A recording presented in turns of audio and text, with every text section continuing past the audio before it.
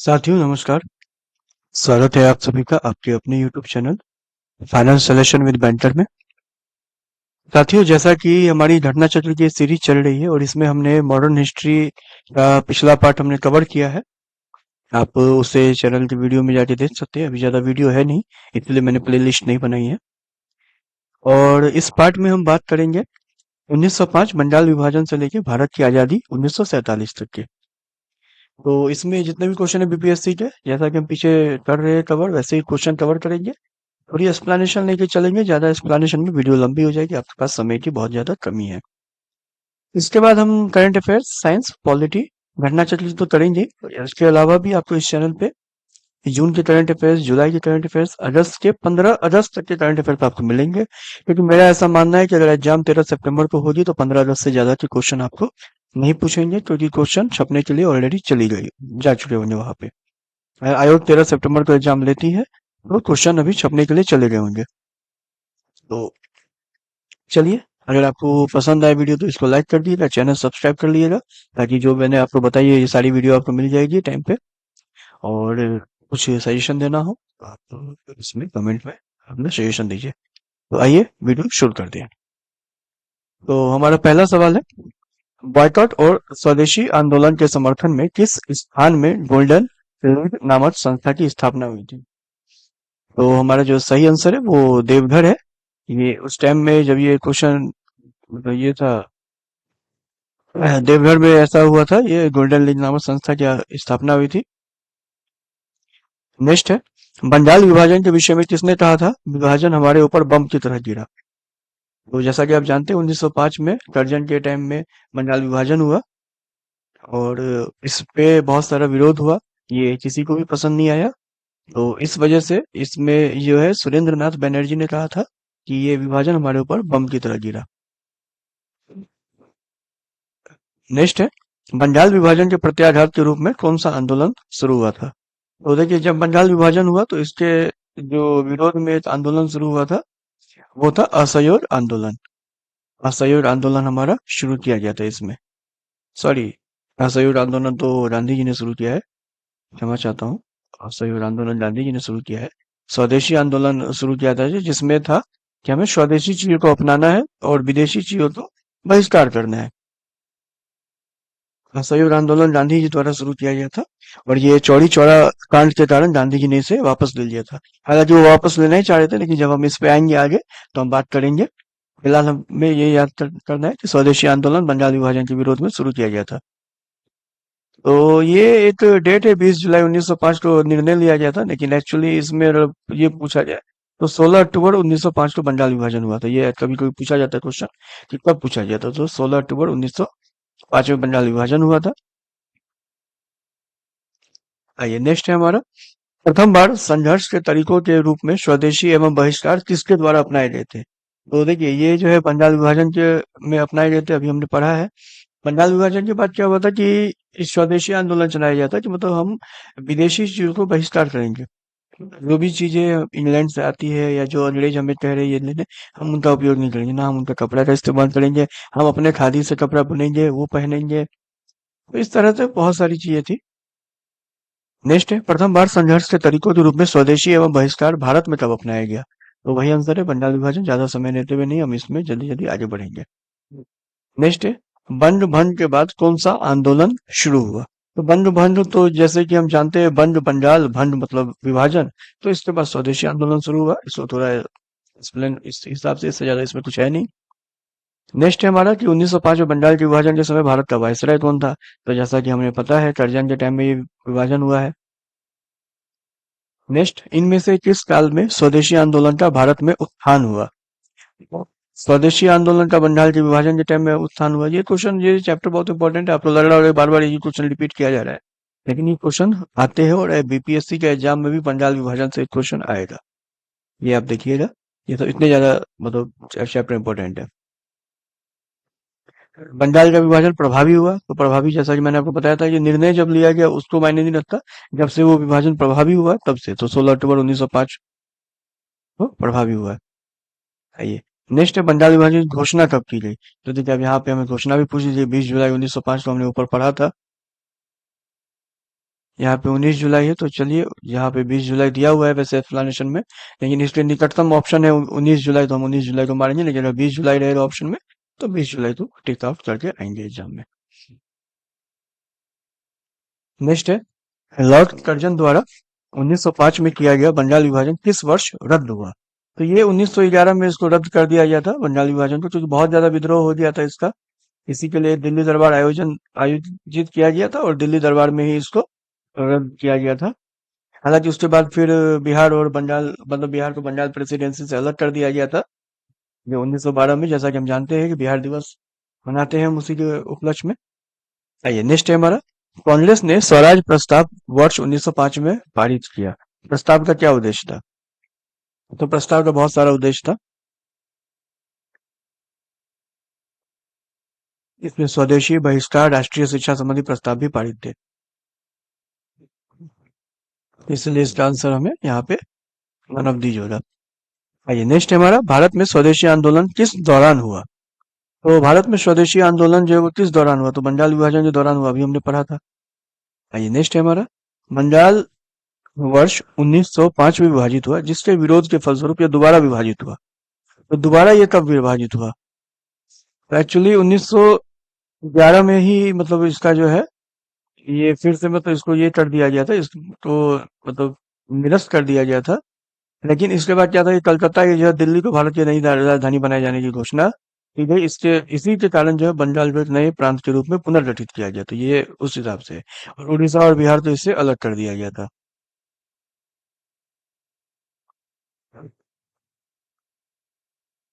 आइए नेक्स्ट है, ये जो है ये अनाउंसमेंट हुई थी, इस चीज को आप ध्यान दीजिएगा, बिहार 1912 में अलग हुआ है, ये अनाउंसमेंट हो रही थी। आइए नेक्स्ट है हमारा,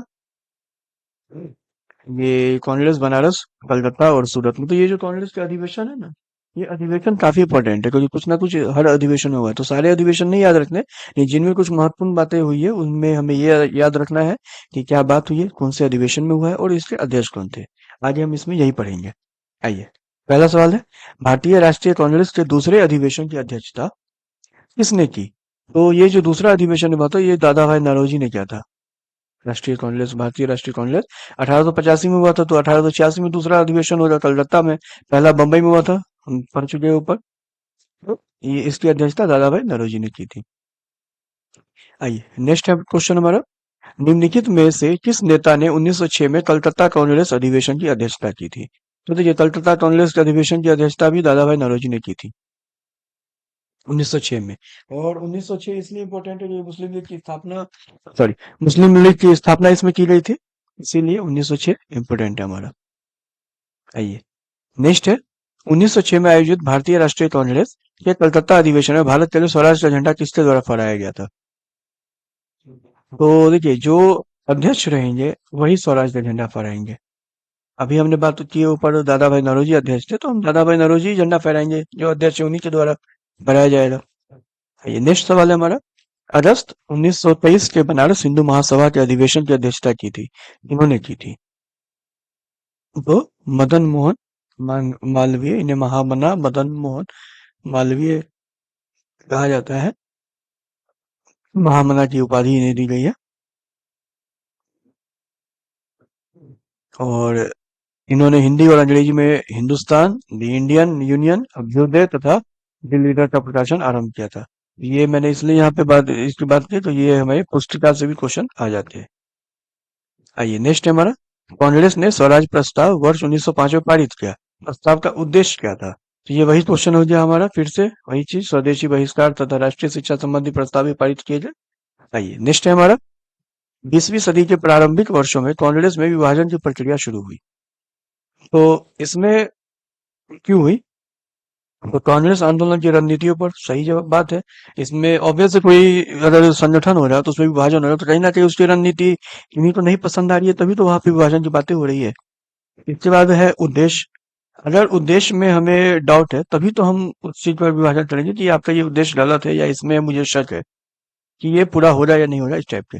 इसके बाद कांग्रेस आंदोलन में लोगों की भागीदारी पर, अब देखिए, कांग्रेस आंदोलन में जब ये, अगर कोई किसी को के मन में मतभेद रहेगा तो वो इसमें आंदोलन में भागीदारी में भी, मतलब आपस में मतभेद हो जाएगा कि नहीं। तो इस कारण से कांग्रेस विभाजन की प्रक्रिया शुरू हो गई, तो उपयोग सभी होगी। और जैसा कि आप जानते हैं कांग्रेस का विभाजन जो है वो नरमपंथी और धर्मपंथी दो दल के रूप में बना, नरम दल और धर्म दल। तो सबके विचार अलग थे, इसीलिए कांग्रेस का विभाजन हुआ। आइए नेक्स्ट है हमारा मुस्लिम लीग का गठन 1906 ईस्वी में। जैसा कि मैंने आपको बताया था जो मुस्लिम लीग की स्थापना हुई, यहाँ पे हम उसी के बारे में क्वेश्चन पढ़ेंगे। तो पहला सवाल है कि निम्नलिखित में से किसने ऑल इंडिया मुस्लिम लीग की स्थापना की थी? तो ऑल इंडिया मुस्लिम लीग की स्थापना जो है वो नवाब सनी मुल्ला खान ने की थी। तो देखिए 1906 में आगा खान के नेतृत्व में मुस्लिमों के शिमला प्रतिनिधि मंडल ने मुस्लिम सभा बनाने का विचार किया था। तो हमें बहुत ज्यादा इसमें डिटेल में नहीं जाना है, यहाँ से ज्यादा क्वेश्चन नहीं आते हैं। बस हमें ये सब याद रखना है, सनी मुल्ला था इसमें अध्यक्ष थे।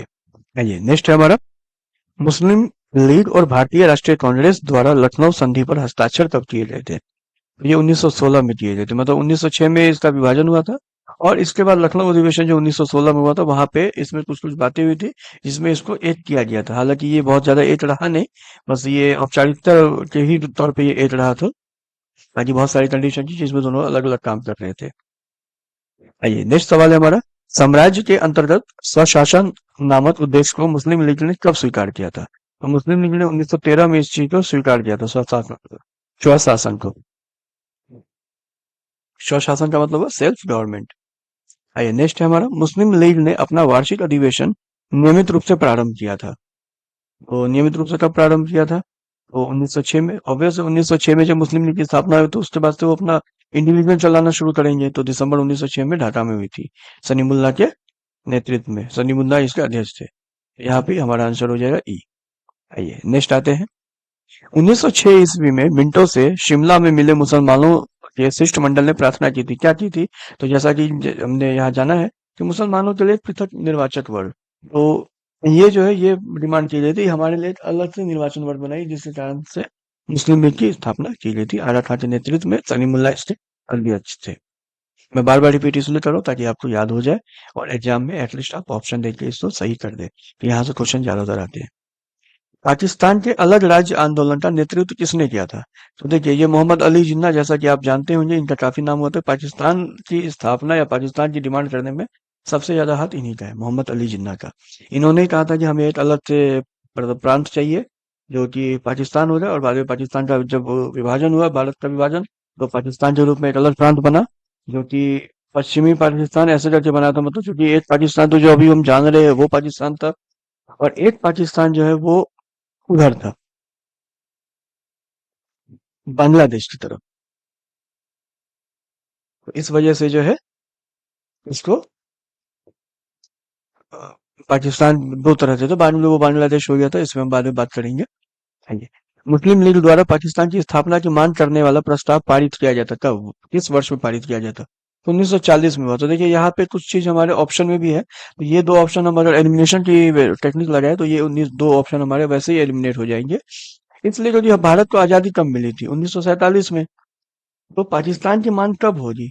ऑब्वियस है 1940 में होगी या 1946 में होगी। ये दो ऑप्शन हमारे ज्यादा क्लोज हो रहे हैं।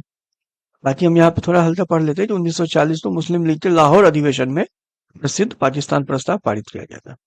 ठीक है। आइए नेक्स्ट है हमारा मुस्लिम लीग द्वारा किस तिथि को मुक्ति दिवस मनाया गया?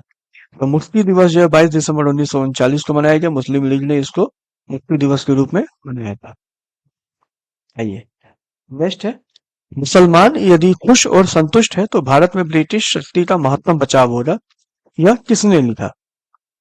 तो ये जो है ये डब्ल्यू डब्ल्यू हंटर ने लिखा था। इस तरह के क्वेश्चन एग्जाम में काफी देखे जाते हैं और ये टफ क्वेश्चन की श्रेणी में आते हैं। अगर हमें पता है तो कोई क्वेश्चन टफ नहीं है। तो डब्ल्यू डब्ल्यू हंटर ने अपनी पुस्तक द इंडियन मुसलमान लिखी थी। अब देखिए यहाँ पे एक क्वेश्चन ऐसा आ सकता है कि इंडियन मुसलमान किसने लिखी थी, उसमें आपको ऑप्शन में मिल जाएगा आगा था, मोहम्मद अली जिन्ना, सनी मुल्ला और डब्ल्यू डब्ल्यू हंटर। तो यहाँ पे एलिमिनेशन टेक्निक में फंसने का डर रहता है, क्योंकि हम एक तो नहीं लगा कि हम सोचे मुसलमान की किताब तो किसी मुसलमान ने ही लिखी होगी, लेकिन ऐसा नहीं है। यहाँ पे हमारा आंसर डब्ल्यू डब्ल्यू हंटर है। आइए नेक्स्ट आते हैं पार्लियामेंटो सुधार जो कि 1909 में मतलब इसको प्रस्तावना की गई थी। तो निम्न में से किस अधिनियम ने भारत में पृथक निर्वाचक मंडल का आरंभ किया था? तो देखिए भारतीय परिषद अधिनियम 1909 इसने कहा था कि भारत में एक पृथक निर्वाचन मतलब मंडल होना चाहिए, इसकी व्यवस्था हमें करनी है। मार्ले मिंटो सुधार में मेन यही था। और ये मार्ले और मिंटो नाम के दो आदमी थे, उनसे मतलब रिकमेंडेशन थी, इसीलिए इसका नाम मार्ले मिंटो सुधार किया गया था। आइए नेक्स्ट सवाल है, राजेंद्र प्रसाद ने किसे पाकिस्तान का जन्मदाता माना है? तो जैसा कि मैंने आपको ये बताया कि मोहम्मद अली जिन्ना ने जीत किया था, लेकिन मिंटो जो है, मिंटो ने ही इसमें सबसे ज्यादा आग भड़काई थी। तो देखिए क्या है कि मोहम्मद अली जिन्ना तो कह ही रहे थे, लेकिन ये जो है मार्ले मिंटो में जो है मिंटो तो ही माना जाता है, क्योंकि मिंटो ने ये 1909 के मार्ले मिंटो सुधार में ही इसने ऐसा किया था। अंग्रेजों की तो नीति थी फूट डालो और राज करो। तो ये फूट डालो कि इन्होंने समझ लिया कि अगर हम हिंदू मुस्लिम के नाम पे यहाँ पे गेम खेलते हैं तो हिंदू मुसलमान अलग अलग होके यहाँ पे हमें काफी सुविधा होगी। आइए नेक्स्ट है दिल्ली दरबार और राजधानी परिवर्तन। तो जैसा कि हमने अभी पढ़ा था कि 1911 में दिल्ली दरबार हुआ था।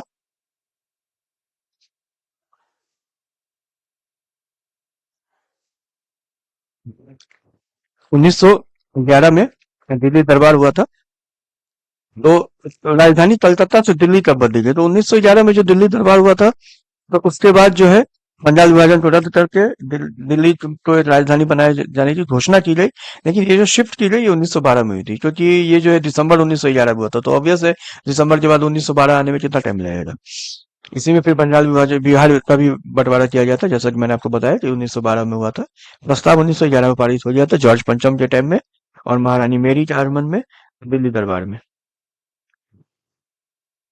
इसमें होर्डिंग पे बम भी गिराया गया था। ये भी आगे सवाल आएगा और ऐसा क्वेश्चन आता है कि किस पे बम गिराया गया था? तो होर्डिंग पे बम गिराया गया था, लेकिन वो बच गया था। आइए नेक्स्ट आते हैं, ब्रिटिश शासन के दौरान बिहार को एक अलग प्रांत का दर्जा किस वर्ष प्राप्त हुआ? तो देखिए 1912 में बिहार को एक अलग प्रांत का दर्जा प्राप्त हुआ, 22 मार्च 1912, जैसा कि हमें याद है। और 1 अप्रैल 1936 को उड़ीसा जो है बिहार से अलग हो गया। और उसके बाद फिर 15 नवंबर 2000 में बिहार से झारखंड अलग हो गया।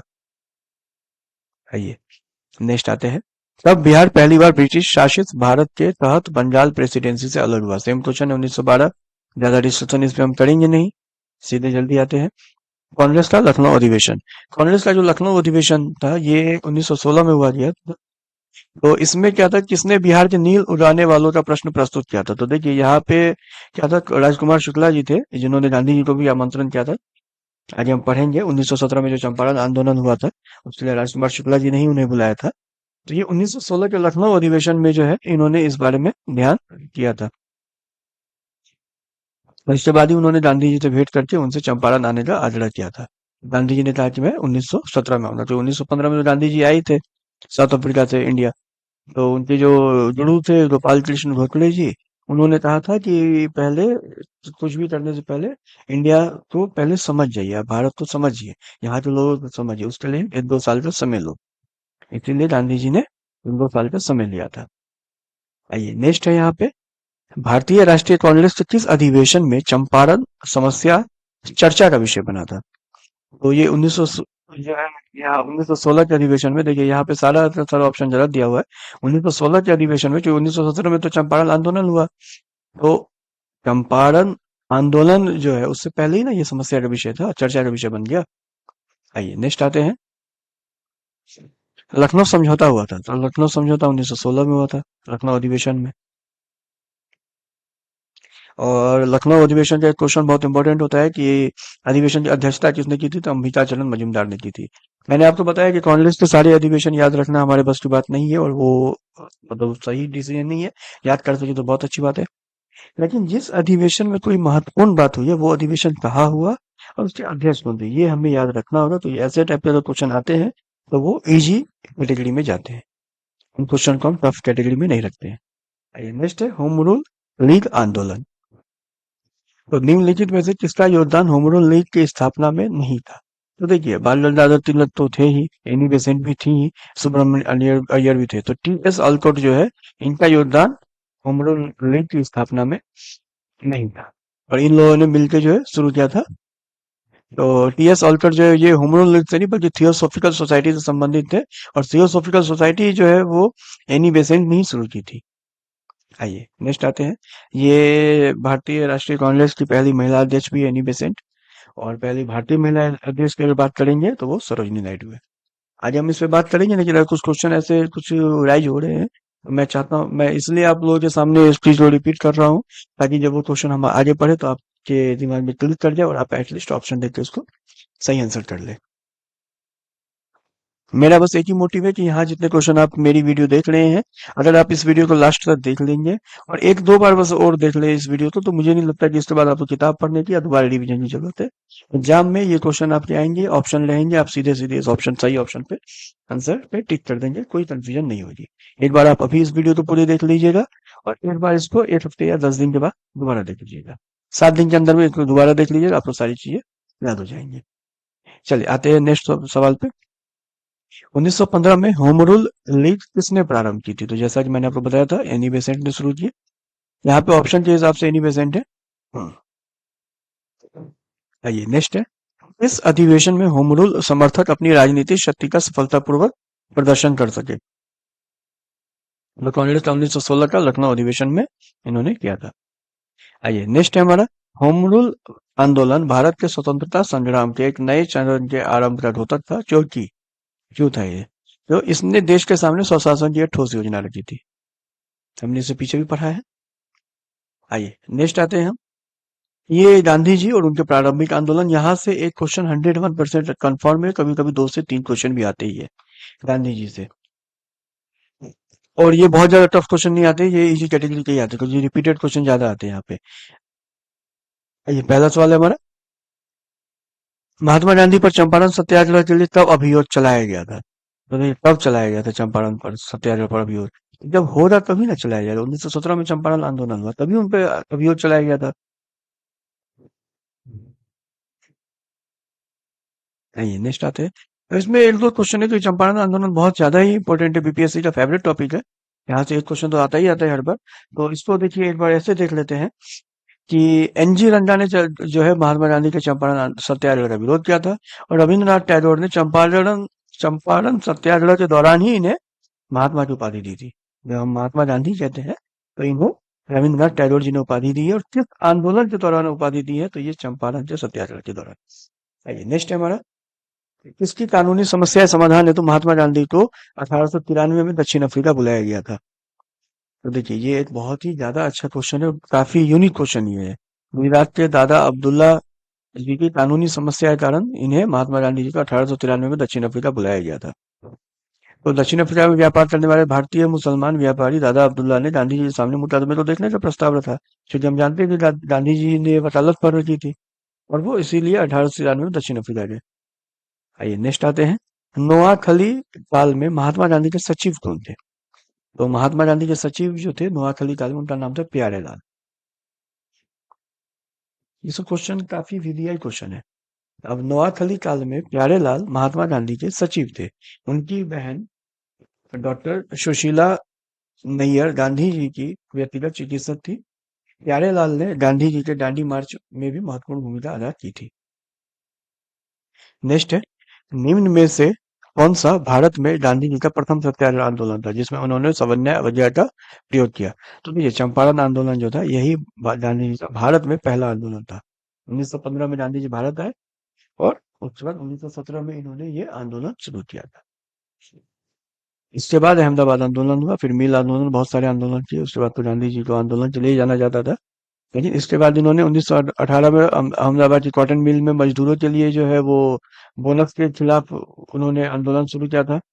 1919 में फिर रॉलेट एक्ट के भी खिलाफ भी किया था, जो कि असहयोग आंदोलन था, जिसको मैंने आपको बताया था पीछे 1922 में बंद हो गया था। आइए नेक्स्ट आते हैं। गांधी जी को चंपारण आंदोलन का आमंत्रण किसने दिया था? तो ये राजकुमार शुक्ल जी का, हमने पीछे बात की है। अच्छा, चंपारण आंदोलन हुआ क्यों था, इसके पीछे में क्या कारण है?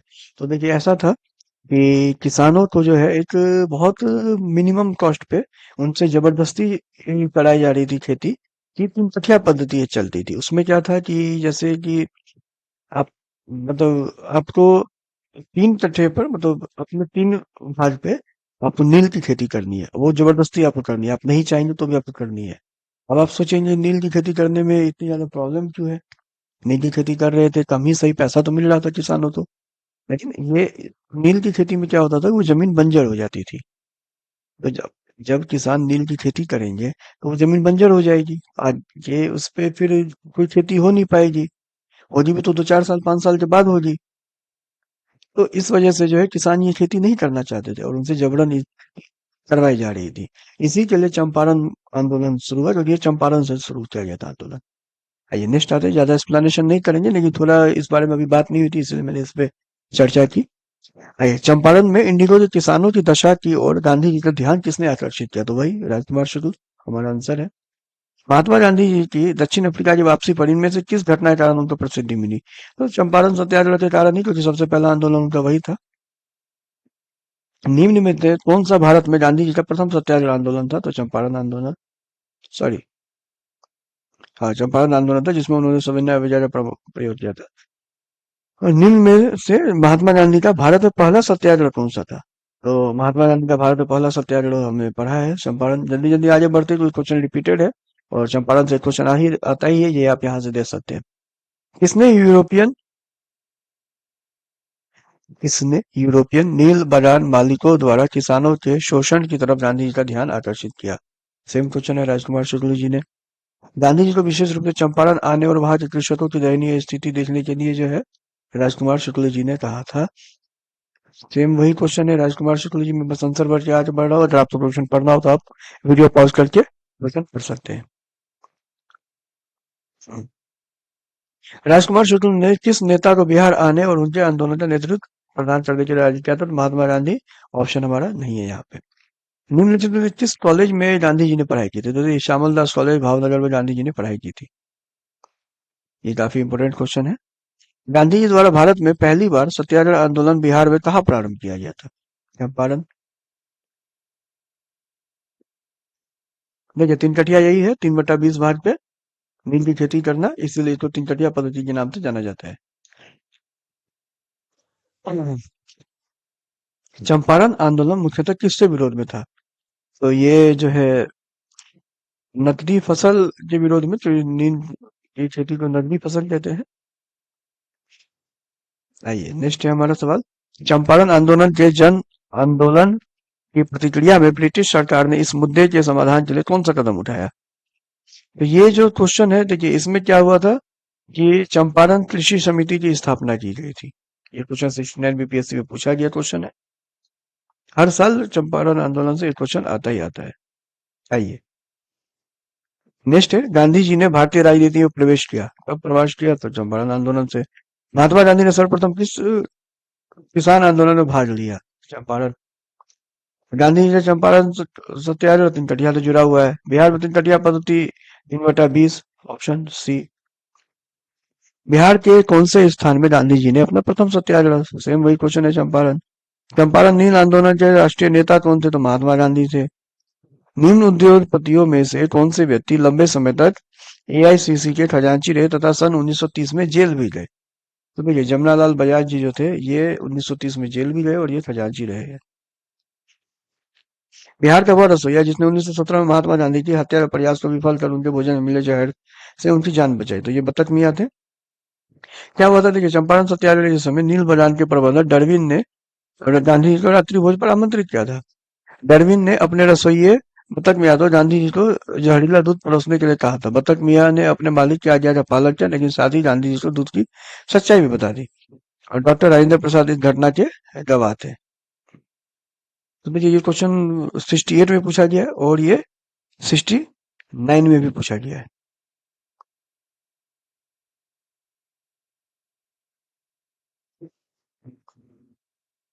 आइए नेक्स्ट है। ये सेम क्वेश्चन है कि गांधी जी की जान किसने बचाई थी? तो बतक मियां ने बचाई थी। नेक्स्ट है हमारा, निम्नलिखित में से किस आंदोलन में महात्मा गांधी ने भूख हड़ताल को हथियार के रूप में सर्वप्रथम प्रयोग किया था? तो देखिए, ये जो है महात्मा गांधी जी ने अहमदाबाद मजदूरों की जो हड़ताल थी, उसमें उन्होंने भूख हड़ताल अपनाया था। चंपारण में उन्होंने ऐसा कुछ नहीं अपनाया था। निम्नलिखित में से किस सत्याग्रह आंदोलन में गांधी जी ने प्रत्यक्ष रूप से भाग नहीं लिया? तो देखिए, ये जो है ये वैकम सत्याग्रह है, इसमें गांधी जी ने प्रत्यक्ष रूप से भाग नहीं लिया था। वैकम क्या था कि मंदिर प्रवेश में सत्याग्रह से में गांधी जी प्रत्यक्ष रूप से भाग नहीं लिया, जबकि खेड़ा सत्याग्रह राजकोट सत्याग्रह तथा असहयोग आंदोलन का नेतृत्व गांधी जी ने स्वयं किया था। नेक्स्ट है, स्वाधीनता आंदोलन के दौरान महात्मा गांधी के करीबी अंग्रेज मित्र थे। तो देखिए, अंग्रेज मित्र भी थे, ऐसा नहीं है, कुछ अंग्रेज अच्छे भी थे, तो वो दोस्त बन जाते थे। इसमें रेवरेंड चार्ली एंड्रूज, जो वो गांधी जी के मित्र थे। इस टाइप का क्वेश्चन अगर पूछेगा तो काफी अच्छा क्वेश्चन है, काफी आराम से बनाया जा सकता है, नहीं टफ शेड में आएगा ये। 1917 से 18 में अहमदाबाद में गांधी जी द्वारा चलाए गए सत्याग्रह में किसने हिस्सा लिया? तो देखिए, 17-18 में तो गांधी जी द्वारा चंपारण चलाया गया था। और चंपारण में किसी कृषक ने लिया था, और 18 में वो औद्योगिक कर्मी थे। हालांकि इसका अंतर हमें औद्योगिक कर्मी दिया गया है, क्योंकि ये अहमदाबाद में गांधी जी द्वारा चलाया गया है। इस पॉइंट के कारण यहाँ पर हमारा बी हो रहा। अगर अहमदाबाद नहीं रहता तो डायरेक्ट रहता है कृषक वर्ग और औद्योगिक कर्मी दोनों। आइए, नेक्स्ट है, महात्मा गांधी के राजनीतिक गुरु कौन थे? तो गोपाल कृष्ण गोखले जी को वो अपना राजनीतिक गुरु बनाए थे। नेक्स्ट है हमारा, ऑल इंडिया हरिजन संघ की स्थापना 1932 में किसके द्वारा की गई थी? तो ये ऑल इंडिया हरिजन संघ जो है, ये महात्मा गांधी के द्वारा की गई। ये क्वेश्चन काफी वीवीआई है। नेक्स्ट है हमारा, ब्रिटिश का भारतीय सार्जेंट की उपाधि प्रथम विश्व युद्ध के दौरान सरकार को अपना सहयोग देने के कारण किसने प्राप्त की थी? तो ये महात्मा गांधी इसका सही आंसर है। नेक्स्ट आइए, सर्वोदय शब्द का प्रयोग सर्वप्रथम किसने किया था? तो सर्वोदय शब्द का सर्वप्रथम प्रयोग महात्मा गांधी जी ने किया था।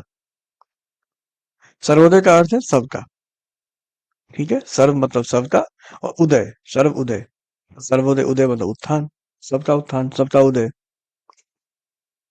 नेक्स्ट है, चंपारण आंदोलन से कौन संबंधित नहीं था? तो जयप्रकाश नारायण जी चंपारण आंदोलन से संबंधित नहीं थे। हमने इनकी कहीं भी चर्चा नहीं की अभी, क्योंकि ये इससे संबंधित नहीं थे। आइए, नेक्स्ट है हमारा, 1917 के चंपारण सत्याग्रह से कौन संबंधित नहीं है? तो सेम क्वेश्चन दोबारा पूछा गया है। यहाँ पे नाम चेंज है, राम मनोहर लोहिया जी भी इस आंदोलन से संबंधित नहीं थे। आइए, नेक्स्ट आते हैं, किसान आंदोलन और विकास सभा के बारे में। तो इसमें जो हमारा पहला सवाल है, मुंगेर का बड़हिया ताल विरोध का उद्देश्य क्या था? तो ये जो प्रकाश भूमि की वापसी की मांग कर रहे थे, ये इसी का कारण उद्देश्य, मतलब यही उद्देश्य था, और इसी कारण इनका आंदोलन हुआ था।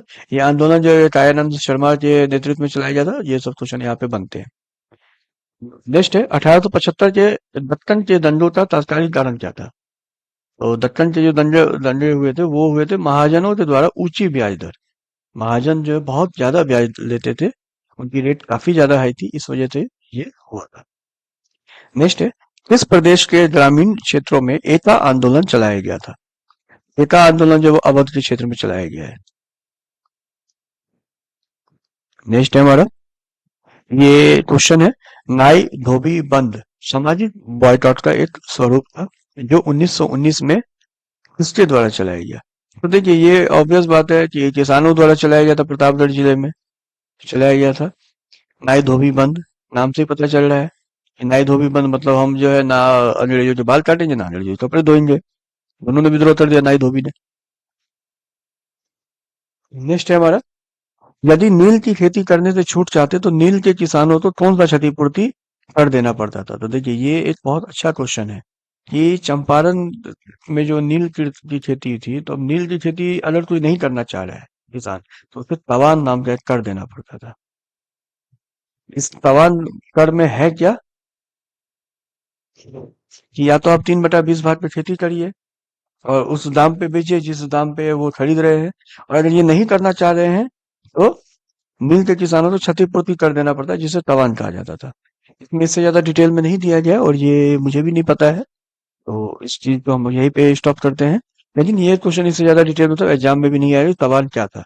बस ये समझिए कि अगर कोई 3 कठिया पद्धति नहीं अपनाना चाह रहा है कि हम खेती नहीं करेंगे, तो तवान के रूप में कुछ एक अमाउंट होगा, या जमीन होगी, या कुछ तो होगा कि ये आप हमें दे दीजिए, बदले में आपको नहीं करना है। और वो बहुत ज्यादा टफ हो जाएगा, जो टफ है इसीलिए लोग वो नहीं कर पा रहे थे। अगर वो इजी रहता तब तो हर कोई तवान दे के फ्री हो जाता कि हमें नहीं करनी है, आंदोलन की नौबत ही नहीं आती।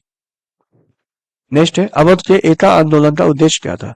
तो अवध के एका आंदोलन का उद्देश्य था कि लगान का नकद में परिवर्तन।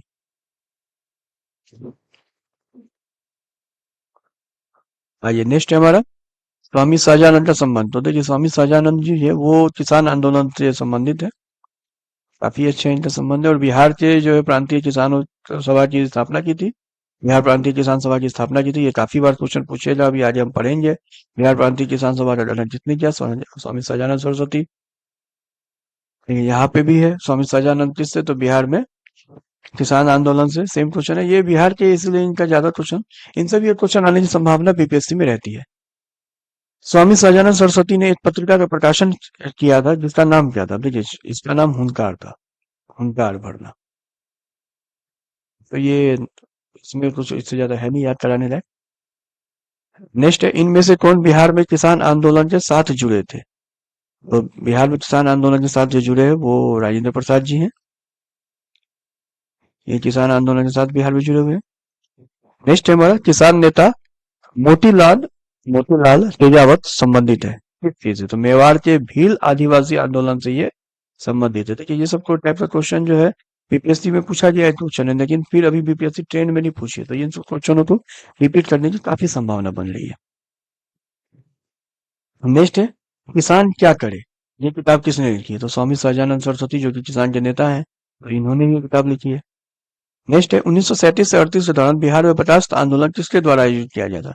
तो देखिए, ये जो है भूमि के लिए आंदोलन था, जैसा कि हमने अभी ऊपर पढ़ा है। लेकिन ये 50 भूमि को वापसी के लिए ये था। लेकिन ये किसके द्वारा? तो स्वामी सहजानंद सरस्वती जी। इस चीज किसानों का आंदोलन था, तो स्वामी सहजानंद सरस्वती जी इसके ये थे। आइए नेक्स्ट आते हैं, अखिल भारतीय किसान सभा के प्रथम सत्र की अध्यक्षता किसने की थी? तो ये स्वामी सहजानंद सरस्वती जी ने की थी। आइए नेक्स्ट आते हैं कि अखिल भारतीय किसान कांग्रेस का गठन कब किया गया था? तो हमने अभी देखा है 1936 ईस्वी में स्वामी सहजानंद सरस्वती जी के द्वारा किया गया था। 1936 में लखनऊ में अखिल भारतीय किसान सभा का प्रथम अध्यक्ष किसे चुना गया था? तो सेम वही आंसर है, इन्होंने गठन किया था, तो यही अध्यक्ष थे। वह कौन जगह थी जहां अखिल भारतीय किसान सभा का पहला अधिवेशन हुआ था? तो लखनऊ में हुआ था अखिल भारतीय किसान सभा का पहला अधिवेशन। निम्नलिखित में से किस एक कांग्रेसी नेता ने प्रथम अखिल भारतीय किसान सभा में भाग लिया था? तो जवाहरलाल नेहरू जी ने इसमें भाग लिया था। नेक्स्ट है, स्वामी सहजानंद सरस्वती ने भूमि और जलमार्ग के राष्ट्रीयकरण के मांग के साथ अखिल भारतीय संयुक्त किसान सभा का गठन किया। कब गठन किया था इन्होंने? तो देखिए, उनकी मृत्यु के ठीक पहले, जब उनकी मृत्यु हुई थी उससे जस्ट पहले उन्होंने यही काम किया था, भूमि और जलमार्ग के राष्ट्रीयकरण के मांग के साथ अखिल भारतीय संयुक्त किसान सभा का गठन किया था।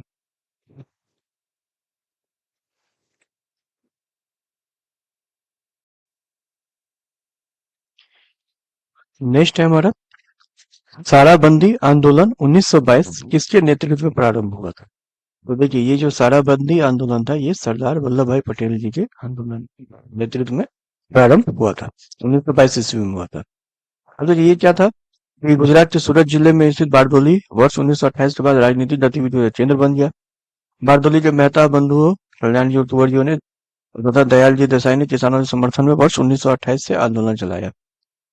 बाद में इसका नेतृत्व सरदार वल्लभ भाई पटेल ने किया। पटेल के नेतृत्व में ही 1928 में कोई कर नहीं साराबंदी आंदोलन चलाया गया था। और ये जो है, क्योंकि इसका 1922 इसलिए नाम दिया गया है क्योंकि कर न अदायगी का आंदोलन गांधी जी ने असहयोग आंदोलन के दौरान वर्ष 1922 में बारदोली से चलाने का विचार बनाया था, लेकिन चौरी चौरा के बाद, जैसा कि मैंने आपको बताया, कि ये जो है ये स्थगित कर दिया गया था। आइए नेक्स्ट हमारा, बारदोली सत्याग्रह का सफल नेतृत्व किसने किया था? अभी हमने जस्ट पढ़ा है, सरदार वल्लभ भाई पटेल जी ने। 1921 का मोपला विद्रोह कहाँ हुआ था? तो ये मोपला विद्रोह जो वो केरल में हुआ था। ये काफी इंपोर्टेंट क्वेश्चन है, पूछा हुआ क्वेश्चन है। मोपला विद्रोह केरल के मालाबार तट में हुआ था। नेक्स्ट है हमारा, एक सन्यासी जो फिजी में एक गिरमिटिया मजदूर के रूप में काम करने के बाद उस जिले में अपनी पीठ पर तुलसीदास रामायण की एक प्रति लेकर आया था, जिससे वह ग्रामीण श्रोताओं को छंद सुनाता था। यहाँ जिस किसान नेता का जिक्र है वह कौन है? क्योंकि ये बाबा रामचंद्र है। ये नाम याद रखना इसलिए ज्यादा आसान है क्योंकि रामायण की एक प्रति लेके आया था, तो इनके नाम में ही राम है। तो जो रामचंद्र इनके नाम में ही है, तो वो तो रामचंद्र की बात बताएंगे, तो उनके बारे में ये बात की जा रही है। ये पूछ सकता है कहाँ के थे, तो उत्तर प्रदेश के प्रतापगढ़ जिले में। ठीक है, आगे आइए, बिहार किसान सभा से कौन जुड़े हुए? तो स्वामी शाहजानंद सरस्वती तो जुड़े हुए हैं। कायानंद शर्मा भी जुड़े हुए, इसके नेतृत्व ये थे। इसका जो है राहुल शांति आनंद भी है, और यदुनंदन शर्मा भी इसी चीज से जुड़े हुए, तो इसका आंसर ई होगा। नेक्स्ट है हमारा, सच्चिदानंद सिन्हा किसके साथ जुड़े थे? तो सच्चिदानंद सिन्हा जो है वो इनमें से किसी के साथ नहीं है, क्योंकि ये भारत छोड़ो आंदोलन, दांडी मार्च, सविनय अवज्ञा आंदोलन, इस सब चीज से ये नहीं जुड़े हुए थे। नेक्स्ट है हमारा, बारदोली सत्याग्रह का सफल नेतृत्व किसने किया था? तो बारदोली सत्याग्रह का सफल नेतृत्व वल्लभ भाई पटेल जी ने किया था। अगला है हमारा, ट्रेड यूनियन एवं साम्यवादी दल। तो इसका पहला सवाल है, मुंबई में अखिल भारतीय व्यापार संघ कांग्रेस की स्थापना कब हुई? ये सन 1920 में की गई थी। और इसके जो है दीवान चमनलाल प्रथम महासचिव थे और प्रथम अध्यक्ष जो है वो लाला लाजपत राय जी थे। इससे ज्यादा इसमें क्वेश्चन बनने की संभावना नहीं है। नेक्स्ट है हमारा, अखिल भारतीय ट्रेड यूनियन कांग्रेस के प्रथम अध्यक्ष कौन थे? तो अभी हमने जस्ट बात की लाला लाजपत राय जी, और महासचिव इसके थे दीवान चमनलाल। नेक्स्ट है हमारा, भारत ट्रेड यूनियन के कांग्रेस के पहले अध्यक्ष कौन थे? तो बस वही question, Lala Lajpat Rai ji. Trade union आंदोलनकारी के क्रांतिकारी चरण का समय था, वो 1926 से 1939 तक का ये पीरियड रहा है। भारत की कम्युनिस्ट पार्टी और राष्ट्रीय स्वयंसेवक संघ की स्थापना के क्रमशः सबसे करीबी करीबी वर्ष पहचानिए। देखिए ये एक क्वेश्चन ऐसा है कि इसमें जो है 1925 दो बार आपका यहाँ पे ऑप्शन में मिल रहा है, तो 1925 ही हो रहा है यहाँ पे वैसे। कम्युनिस्ट इंटरनेशनल का सदस्य बनने वाला पहला भारतीय कौन था? एम एन रॉय जो है ये कम्युनिस्ट इंटरनेशनल के सदस्य बनने वाले पहले भारतीय। आइए नेक्स्ट आते हैं हम, ये रॉलेट एक्ट और जलियांवाला बाग हत्याकांड। तो इससे काफी इंपॉर्टेंट चैप्टर है और ये इंटरेस्ट लेके इसको हम पढ़ेंगे और कम समय में इसको जल्दी से जल्दी हम कवर करने की कोशिश करेंगे। पहला क्वेश्चन है, रॉलेट एक्ट भारत में लागू किया गया था? तो देखिए रॉलेट एक्ट जो है ये 1919 में लाया गया था। इसी के विरोध में असहयोग आंदोलन गांधी जी ने चलाया था। और रॉलेट एक्ट क्या है? तो ये इससे पहले तो इसमें ये जानते दो चार बातें जाननी जरूरी है, जैसा कि मैंने आपको बताया कम एक्सप्लेनेशन के साथ करना है, लेकिन कुछ बातें तो जाननी जरूरी है ना। तो रॉलेट एक्ट इसका जाना नाम क्यों पड़ा? क्योंकि न्यायाधीश सिडनी रॉलेट की अध्यक्षता में ये समिति गठित की थी। इस समिति में ये एक्ट खराब क्यों था, इसका विरोध क्यों किया गया? तो देखिए इसमें एक तो सबसे बड़ा अधिनियम में क्या था कि रॉलेट अधिनियम के द्वारा अंग्रेजी सरकार जिसको चाहे उसको जब चाहे और जब तक चाहे बिना मुकदमा चलाए जेल में बंद रख सकती थी। अब ये बताइए इस कानून को क्या कहा जाए? बिना वकील, बिना अपील, बिना दलील। मतलब ना आपने कुछ, ना आपको कोई वकील मिलेगा, ना आपको अपील करने का मौका, ना आपका कोई दलील से यहाँ पर सुना जाएगा। तो अब ये विरोध का कारण है, जैसा कि आप लोग समझ गए होंगे कि रॉलेट एक्ट का विरोध इसीलिए किया जा रहा था कि जब जिस मर्जी जिस किसी को भी उठा लेगी, कभी भी जेल में बंद कर देगी और जितना लंबा समय तक जेल में बंद कर सकती है बिना किसी कारण के एफआईआर उस पर चला देगी।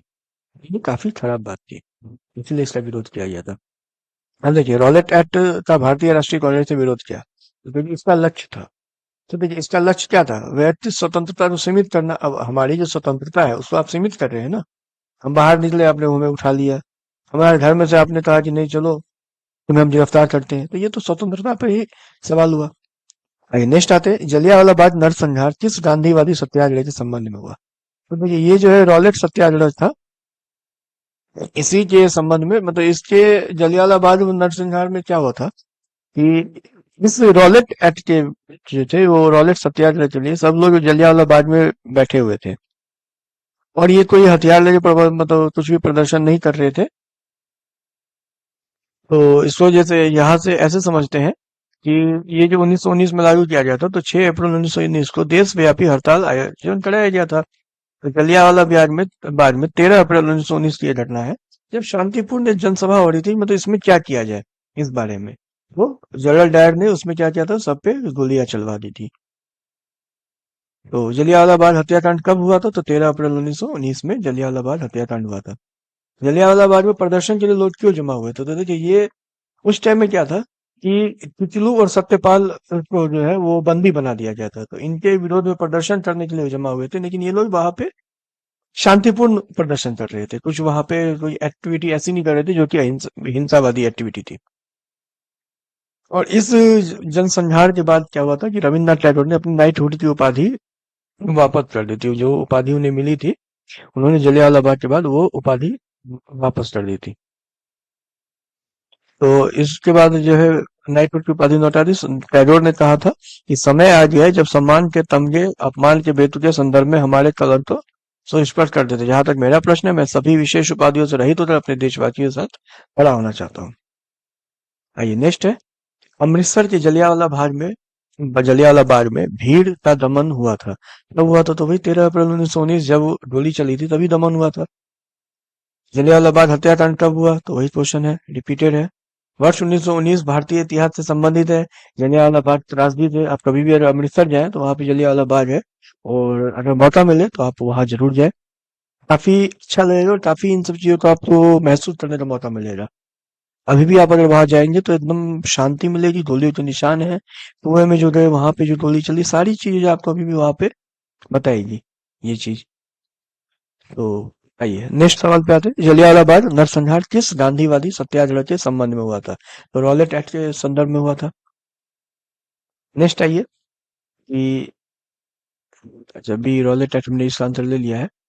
लंदन में 13 मार्च 1940 को सर माइकल ओ डायर को गोली से मारा था। देखिए ये जो है उधम सिंह ने माइकल ओ डायर को मार दिया था। ये गोली जो चलवाई थी वो माइकल डायर थे, लेकिन ऑर्डर जो दिया था वो माइकल ओ डायर थे। तो उधम सिंह ने इनकी लंदन में हत्या कर दी थी, जिसके लिए उन्हें गिरफ्तार करके बाद में फांसी दे दी गई। जलियांवाला बाग हत्याकांड के लिए जिम्मेदार जनरल डायर को निम्न में से किसने मारा?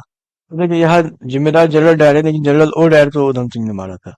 ये सब क्वेश्चन थोड़ा फंसाने वाला क्वेश्चन आ जाता है। लंदन में 13 मार्च 1940 को माइकल ओ डायर को किसने मारा था गोली से? तो उधम सिंह ने मारा था। ये क्वेश्चन हमारा सही है। आइए आप खिलाफत आंदोलन के बारे में पढ़ लेते हैं थोड़ा।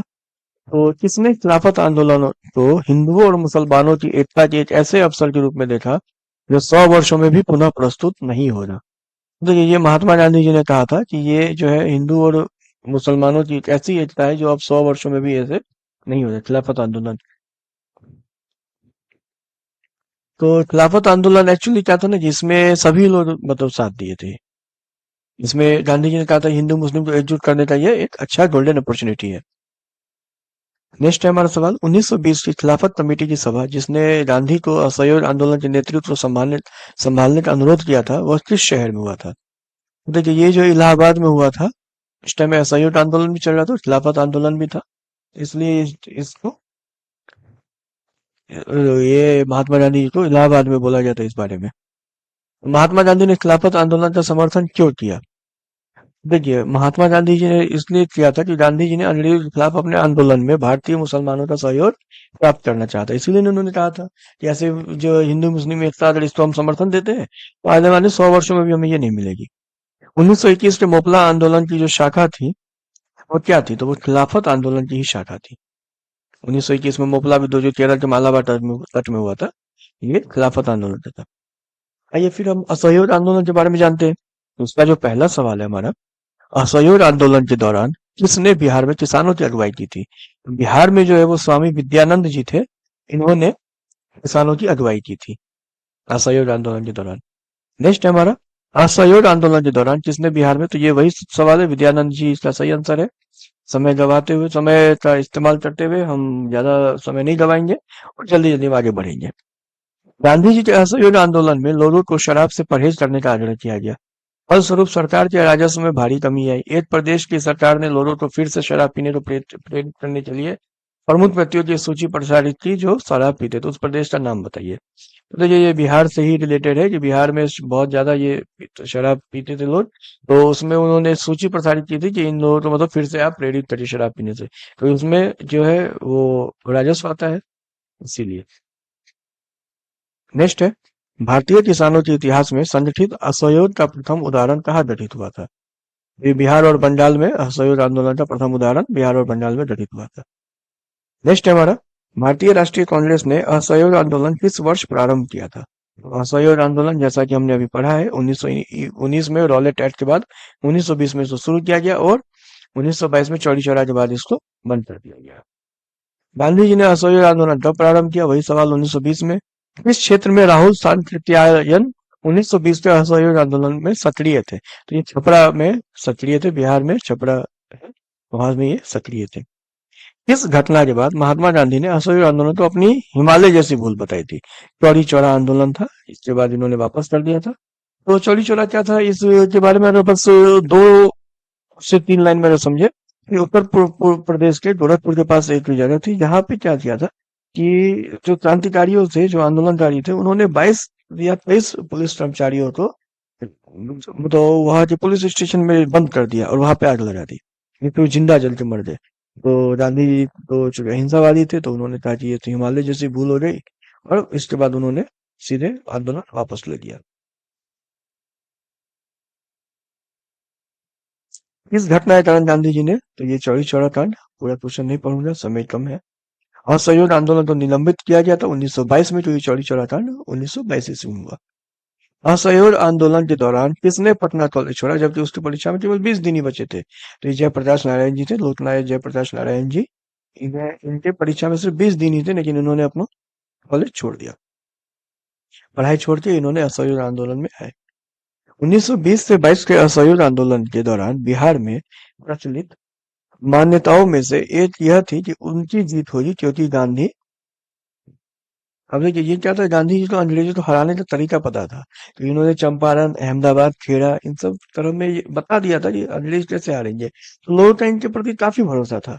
1917 से लेके 1920 तक में इन्होंने ये सब कुछ जो आंदोलन थे इन्होंने किए थे, इसलिए लोगों का इन पे भरोसा था कि ये अंग्रेज को हरा के रहेंगे। आइए नेक्स्ट है, असहयोग आंदोलन के स्थगन संबंधी घटनाओं का सही क्रम इंगित करे। अब देखिए, चौरी चौरा में पुलिस गोलीकांड, उग्र भीड़ द्वारा पुलिस थाना को जलाना, गांधी जी द्वारा आंदोलन का स्थगन, गांधी जी की गिरफ्तारी। तो ये जो है ये एकदम सीरियल में ही चल रहा है। सबसे पहले पुलिस ने गोलीकांड किया, फिर उन्होंने, भीड़ ने क्या किया, पुलिस की पूरी चौकी को ही जला दिया।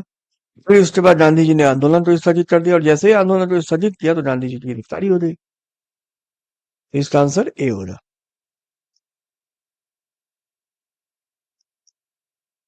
आइए सही है। अब नेक्स्ट है हमारा, फरवरी 1922 में पुलिस चौकी में आग लगाने की घटना से संबंधित चौरी चौरा किस राज्य में? तो उत्तर प्रदेश, गोरखपुर के पास में है। निम्न में से किसने असहयोग आंदोलन के दौरान अपनी वकालत छोड़ दी थी? तो हमने अभी पढ़ा है, अच्छा ये चितरंजन दास जी ने अपनी वकालत छोड़ी है, और हमने जो अभी पढ़ा था, जयप्रकाश नारायण जी ने अपनी पढ़ाई छोड़ दी थी, जबकि उनकी परीक्षा में सिर्फ 20 दिन बचे थे। नरूरो में असहयोग आंदोलन के संबंध में निम्नलिखित में से कौन सा कथन सही नहीं है? अब इसमें आंदोलन में केवल उच्च जातियों और अमीरों ने भाग लिया, तो देखिए ये जो है ये सही नहीं है कि सिर्फ उच्च जातियों ने भाग लिया, फिर निम्न जाति वाले ने भाग नहीं लिया क्या? ऐसा थोड़ी है, आंदोलन तो सबका था। मद्रास की जस्टिस पार्टी द्वारा भी काउंसिल के चुनाव का बहिष्कार किया गया, ये सही है। और हजारों छात्रों ने सरकारी नियंत्रण वाले स्कूल को छोड़ दिया, प्रधान अध्यापक और शिक्षकों ने इस्तीफा दे दिया, और वकीलों ने अपनी प्रैक्टिस छोड़ दी। इसका एक और दो दिया हुआ है,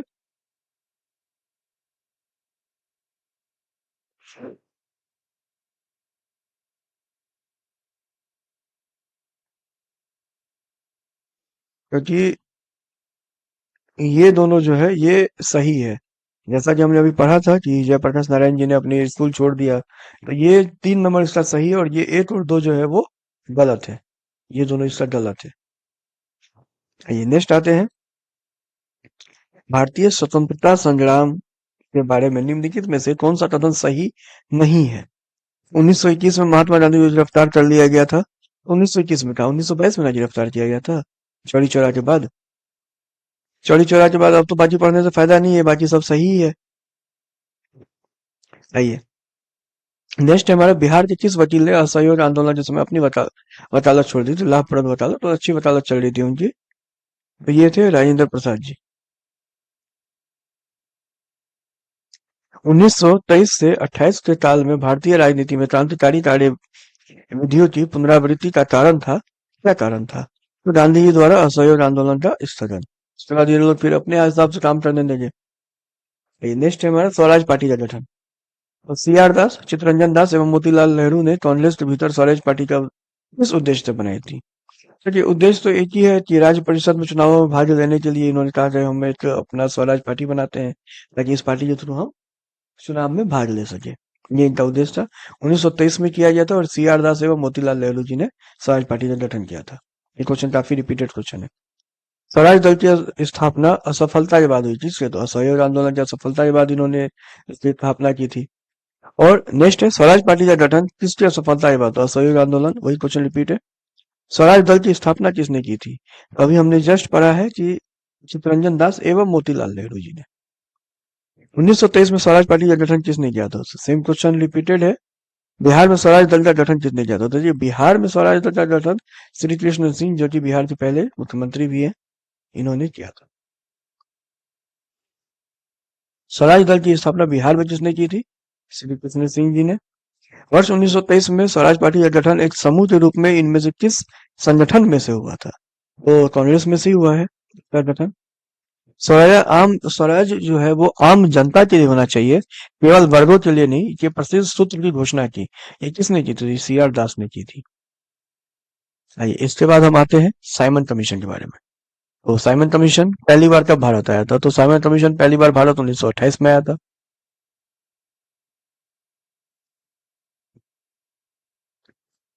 एक्चुअली क्या था कि रॉलेट एक्ट जो बना था, तो उसमें ये था कि 10 साल के बाद इसकी पुनः समीक्षा की जाएगी। तो 1929 में होना चाहिए था, लेकिन 1928 में ही जो है साइमन कमीशन बना के इसको भेजा गया।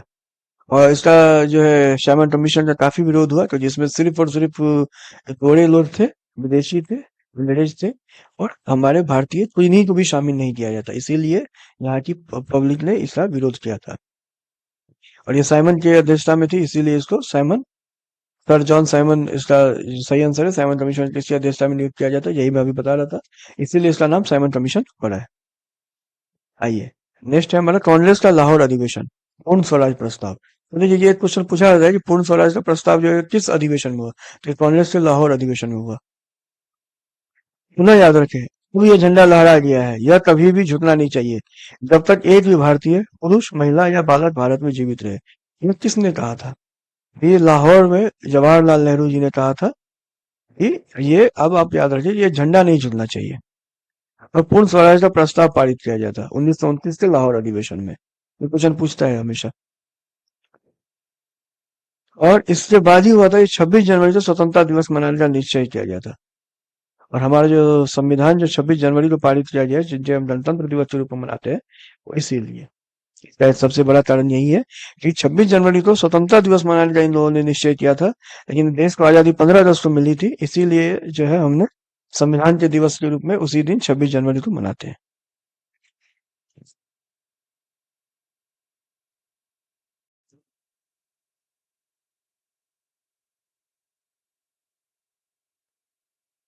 तो हमारा जो नेक्स्ट सवाल है, पूर्ण स्वराज का प्रस्ताव लाहौर कांग्रेस में पारित किया गया, इस वर्ष किया गया, यहाँ पे ये सवाल हमारा पूछना चाह रहा है। तो ये पूर्ण स्वराज का प्रस्ताव, जैसा कि हमने अभी बात की, 1929 में पास किया गया था। ये सी आर दास और मोतीलाल नेहरू जी ने जो ये किया था, उसके तहत इस चीज का किया गया था इसको। और क्या हुआ था इसमें कि 26 जनवरी 1930 के दिन पूर्ण स्वराज दिवस के रूप में मनाया जाएगा, क्योंकि ये 1929 में पास हुआ था, तो ऐसी बात हुई थी 1930 को पूर्ण स्वराज दिवस के रूप में मनाएंगे। और यही कारण है कि 26 जनवरी को हमने अपना गणतंत्र दिवस मनाया। आइए नेक्स्ट है हमारा, भारतीय राष्ट्रीय कांग्रेस के किस अधिवेशन में पूर्ण स्वराज का सिद्धांत गृहीत हुआ था? तो ये अभी हमने पढ़ा है, लाहौर अधिवेशन 1929। भारतीय राष्ट्रीय कांग्रेस ने किस सत्र में पूर्ण स्वाधीनता का प्रस्ताव पारित किया? तो 1929 लाहौर। ज्यादा समय नहीं लेंगे, जब वो क्वेश्चन रिपीट हो रहा है तो मैंने जैसे आपको बताया है कि उसको मैं जल्दी जल्दी पढ़ूंगा। अगर आपको ज्यादा जल्दी लग रही है तो आप वीडियो पॉज कर सकते हैं, या वीडियो की स्पीड को आप घटा बढ़ा सकते हैं अपने हिसाब से। नेक्स्ट है, 1929 में लाहौर में आयोजित भारतीय राष्ट्रीय कांग्रेस के अधिवेशन का अध्यक्ष कौन था? तो जवाहरलाल नेहरू जी इसके अध्यक्ष थे। और भारतीय राष्ट्रीय कांग्रेस द्वारा किस दिन को पूर्ण स्वराज दिवस घोषित किया गया? अभी हमने बात की है 26 जनवरी 1930 को। वर्ष 1929 में लाहौर में आयोजित भारतीय राष्ट्रीय कांग्रेस के अधिवेशन के अध्यक्ष कौन थे? तो वही जवाहरलाल नेहरू थे। 1929 के कांग्रेस अधिवेशन में पूर्ण स्वराज का पताका किसने उठाया? तो जवाहरलाल नेहरू जी अध्यक्ष थे, तो यही उठाएंगे। आइए नेक्स्ट आते हैं सविनय अवज्ञा आंदोलन, सिविल डिसोबियंस मूवमेंट। चाहिए उनको सीडीएम भी कहते हैं, मतलब सिविल, और चूंकि ये है ओबीडियंट और डिसोबीडियंट, तो भाई। तो दांडी यात्रा की गई, कब दांडी यात्रा की शुरुआत की गई थी? तो भैया 1930 ईस्वी में गांधी जी ने 12 मार्च 1930 को नमक सत्याग्रह शुरू किया था, जहां उन्होंने साबरमती आश्रम से 80 सहयोगियों के साथ सत्याग्रह के लिए कूच किया था। और 6 अप्रैल 1930 को ये पहुंचे थे। ये भी क्वेश्चन पूछा जाता है इसमें कि गांधी जी कब पहुंचे थे? तो दांडी में पहुंचे, वहां से उन्होंने नमक बनाकर नमक कानून बन किया था। अब देखिए, बात तो बहुत छोटी लग रही है, लेकिन ये सोचिए कि किस लेवल पे उस टाइम में ये थी कि आप एक नमक तक नहीं बना सकते। उन्होंने नमक बना के मतलब इस चीज को तोड़ा था। एक नमक बनाने की आजादी नहीं थी। दांडी यात्रा कितने दिन चली थी? तो देखिए, अगर आपको ये दोनों तारीख याद है, 12 मार्च और 6 अप्रैल, तो आप ऐसे भी इसको कैलकुलेट करके 24 दिन निकाल लेंगे। 1930 में महात्मा गांधी ने सविनय अवज्ञा आंदोलन कहाँ से प्रारंभ किया? तो देखिए, कहाँ से प्रारंभ किया? तो साबरमती से। और कहाँ पे नमक बनाया? तो दांडी में। इसलिए तो दांडी मार्च कहा जाता है। नेक्स्ट है, 1930 में महात्मा गांधी ने सविनय अवज्ञा आंदोलन कहाँ से प्रारंभ किया था? सेम क्वेश्चन रिपीट हुआ है।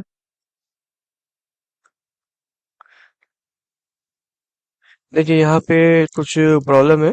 सेम क्वेश्चन है, महात्मा गांधी ने सविनय अवज्ञा आंदोलन कहाँ से प्रारंभ किया और कहाँ से प्रारंभ किया। ये आंसर यहाँ पे बी दे दिया है, जबकि यहाँ पे दे दिया है उसका क्लियर करके साबरमती माना है, जो गलत है।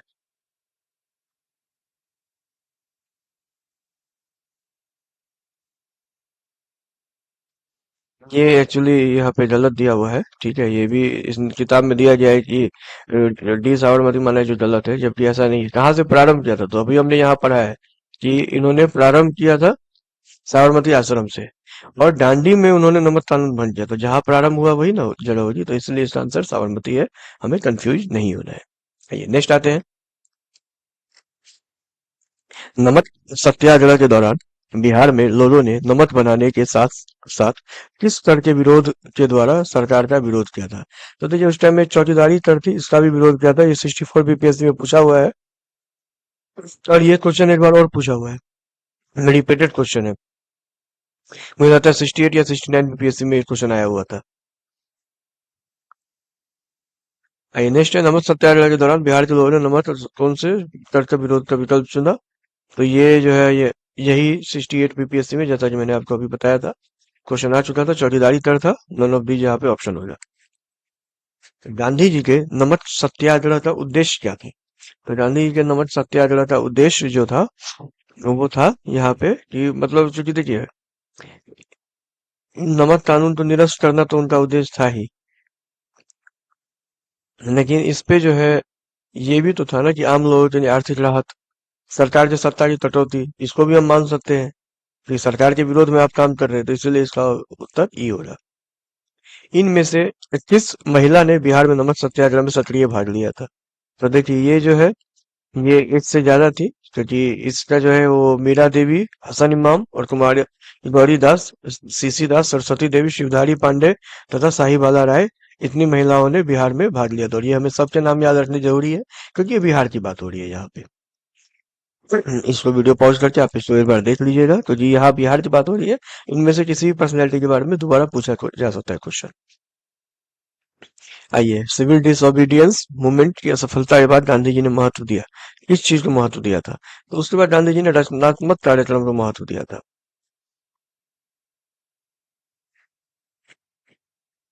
आइए नेक्स्ट है, रचनात्मक मतलब कि पत्रिका के थ्रू ज्यादा, मतलब हम अपना प्रचार प्रसार करें, और जो हम अपनी बात पहुंचाना चाहते हैं उसको हम किताबों के थ्रू पहुंचाए। नेक्स्ट है, 6 अप्रैल 1930 को चंपारण में नमक सत्याग्रह का नेतृत्व किसने किया? बिपिन बिहारी वर्मा जी ने, जो है, सारण और चंपारण जिले में बिहार में नमक सत्याग्रह का प्रारंभ करने वाले पहले दो जिले थे।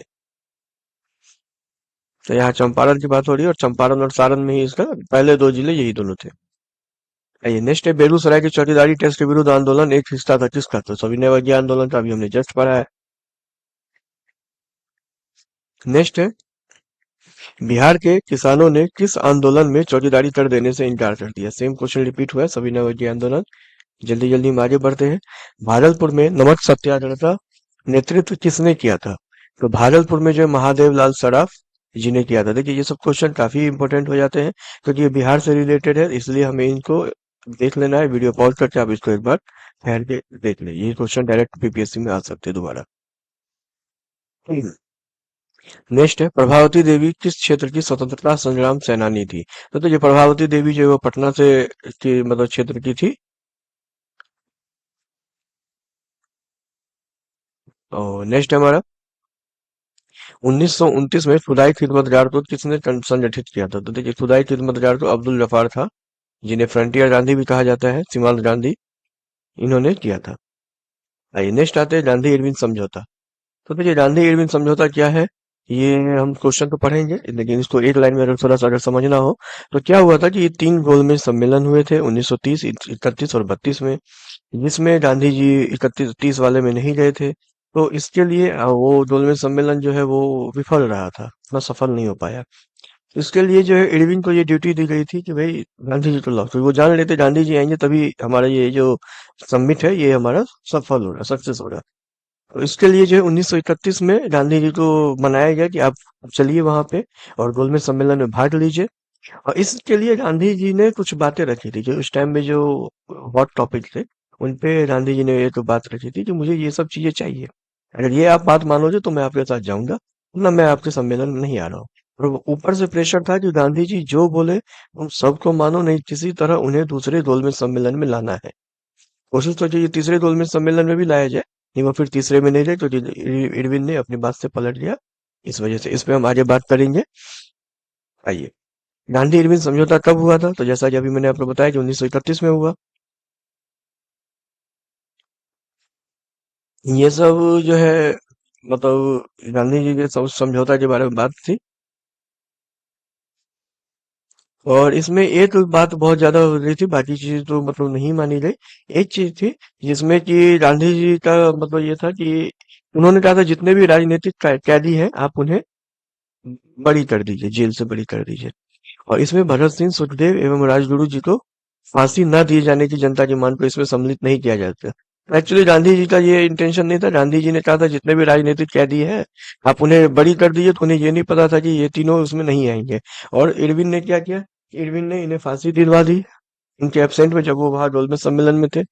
इरविन ने फांसी दिलवा दी, और वो इसलिए कि उसने ये कहा कि ये तो राजनीतिक कैदी नहीं थे, इन पर तो मतलब चूंकि इन्होंने उसको मारा था,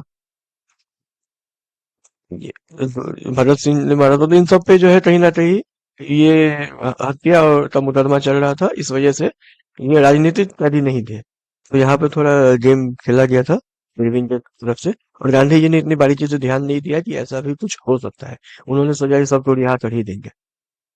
आइए, इसी कारण से गांधी जी फिर 1932 वाले में नहीं गए। और सिंह गांधी इरविन समझौता किस वर्ष हुआ? तो 1931 में हुआ। आइए नेक्स्ट आते हैं, 5 मार्च 1931 को कौन सी महत्वपूर्ण घटना घटी? तो 5 मार्च को गांधी इरविन समझौता हुआ था। नेक्स्ट है, गांधी इरविन समझौते के हस्ताक्षरित होने में किसने महत्वपूर्ण भूमिका निभाई? तो किसने? तो तेज बहादुर सप्रू ने जो है इसमें महत्वपूर्ण भूमिका निभाई थी।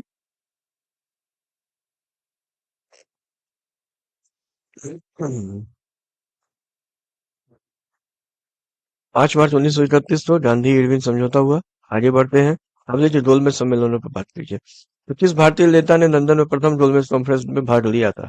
तो देखिए, वैसे तो बहुत सारे लोगों ने भाग लिया था, नहीं यहाँ ऑप्शन में हमारा मोहम्मद मौलाना मोहम्मद अली है। ठीक है। और वैसे B R B R Ambedkar ji हैं, उन्होंने तीनों गोलमेज सम्मेलन में भाग लिया था। ये अभी क्वेश्चन आगे आएगा ही। देखिए जी, तीनों गोलमेज सम्मेलन में भाग किसने लिया था? तो बी आर अम्बेडकर जी, इन्होंने तीनों में भाग लिया था, 30, 31, 32 तीनों में। निम्न में से कौन सा गोलमेज सम्मेलन 1932 में हुआ था? तो तीसरा हुआ था, इसके बाद खत्म ही हो गया। तीन ही गोलमेज सम्मेलन हुए हैं, राउंड टेबल कॉन्फ्रेंस जिसे कहा जाता है। इसमें ये राउंड टेबल कॉन्फ्रेंस जो होता है वो, अगर हम जाने, अगर आपको पता है तो ठीक।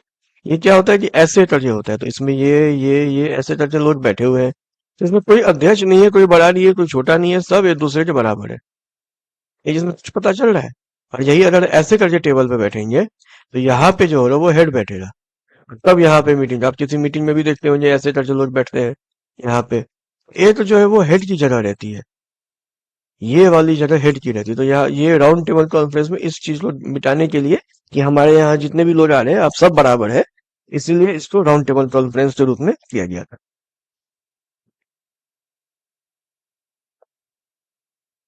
आइए नेक्स्ट आते हैं, द्वितीय गोलमेज सम्मेलन किस प्रश्न पर असफल रहा? तो सांप्रदायिक प्रतिनिधित्व सफल रहा। नेक्स्ट आते हैं, डॉक्टर अंबेडकर और महात्मा गांधी के बीच दूसरे गोलमेज सम्मेलन मतलब गोलमेज सम्मेलन संगठित के समय किस विषय पर मतांतर हो गया था? तो देखिए, ये जो है दलितों के लिए पृथक मतदान पे मतदान हो गया था, ये आपस में विवाद हो गया था, मतांतर हो गया था अंबेडकर जी और महात्मा गांधी के बीच में। महात्मा गांधी दिसंबर 1931 में खाली हाथ कहाँ से भारत लौटे थे? तो लंदन से लौटे थे। जो इस तीनों गोलमेज सम्मेलन कहाँ हुए थे? तो लंदन में हुए थे। राउंड टेबल कॉन्फ्रेंस के समय इंग्लैंड का प्रधानमंत्री कौन था? तो देखिए, उस टाइम में इंग्लैंड का प्रधानमंत्री मैकडॉलैंड था, जेम्स रेमजे मैकडॉलैंड। और इसी ने इरविन को कहा था कि कुछ भी हो जाए, गांधी जो लेकर आओ। आइए नेक्स्ट आते हैं, सांप्रदायिक पंचायत एवं पुनः पैठ। तो ये पुनः पैठ जो है, पुनः पैठ मतलब पुनः समझौते पर हस्ताक्षर कब किए गए थे? तो पुनः पैठ पर 24 सितंबर 1932 ईस्वी में इस पे हस्ताक्षर किए गए थे। अगस्त 1932 के रैमजे मैकडॉनल्ड के सांप्रदायिक पंचायत के द्वारा पहली बार एक पृथक निर्वाचन समूह बनाया गया था। किसके लिए? तो मुसलमानों के लिए बनाया गया था। और अच्छी तो सॉरी ये अछूतों के लिए बनाया गया था। मुसलमानों ने तो बाद में लड़ाई लड़ी थी ना अपने लिए, और उन्होंने तो अपना पाकिस्तानी बनवा लिया। तो अछूतों के लिए इसने कहा था कि चूंकि बी आर अम्बेडकर और महात्मा गांधी में इसी के लिए जो है ये दलित वर्ग को अछूता वर्ग कहा जाता है, जैसा कि हमने अभी ऊपर पढ़ा है, तो इसी के लिए ये हुआ था। सांप्रदायिक अवार्ड में पुनः पेट्रोल में दलित वर्ग के लिए कितनी सीटें दी गई थी? तो दलित वर्ग के लिए 71 और 47 सीट, 147 सीट ऐसे करके दी गई थी। पुनः समझौते का उद्देश्य क्या था? तो पुनः समझौते का उद्देश्य था दलित प्रतिनिधित्व वर्ग को प्रतिनिधि देना। नेक्स्ट है, भारत में स्वदेशी आंदोलन किस दौरान हुआ था? तो देखिए, हमने पढ़ाया था स्टार्टिंग में ही वीडियो के कि बंगाल विभाजन जो हुआ था उसके विरुद्ध जो है स्वदेशी आंदोलन चलाया गया था। नेक्स्ट है, कांग्रेस समाजवादी पार्टी के, अब क्वेश्चन पर ध्यान देते हैं। तो 1934 ईस्वी में कांग्रेस सोशलिस्ट पार्टी की स्थापना की गई थी। किसके द्वारा की गई थी कांग्रेस सोशलिस्ट पार्टी?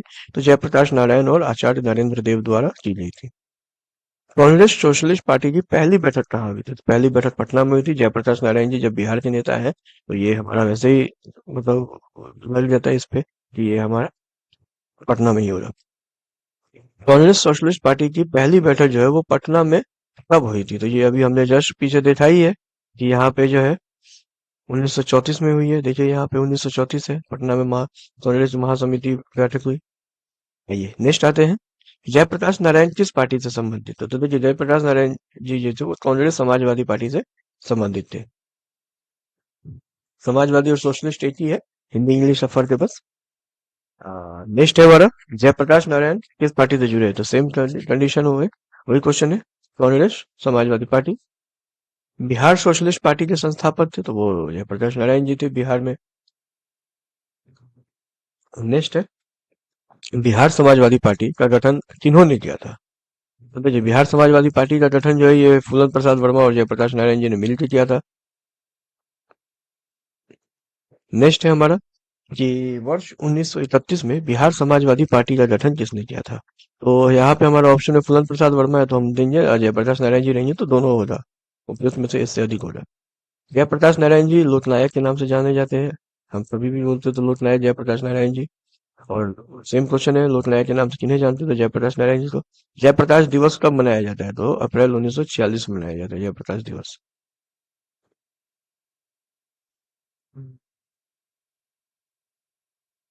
आइए नेक्स्ट आते हैं, प्रांतीय चुनाव और मंत्रिमंडल का गठन। तो श्री कृष्ण सिंह द्वारा गठित बिहार की निर्वाचित सरकार ने फरवरी 1938 में किस कारण से इस्तीफा दे दिया? तो ये जो है राजनीतिक कैदियों को छोड़ने के कारण जो है इन्होंने इस्तीफा दे दिया था 1938 में।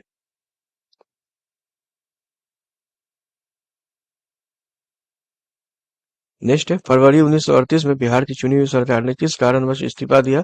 तो सेम वही क्वेश्चन, राजनीतिक बंदियों को छोड़ना।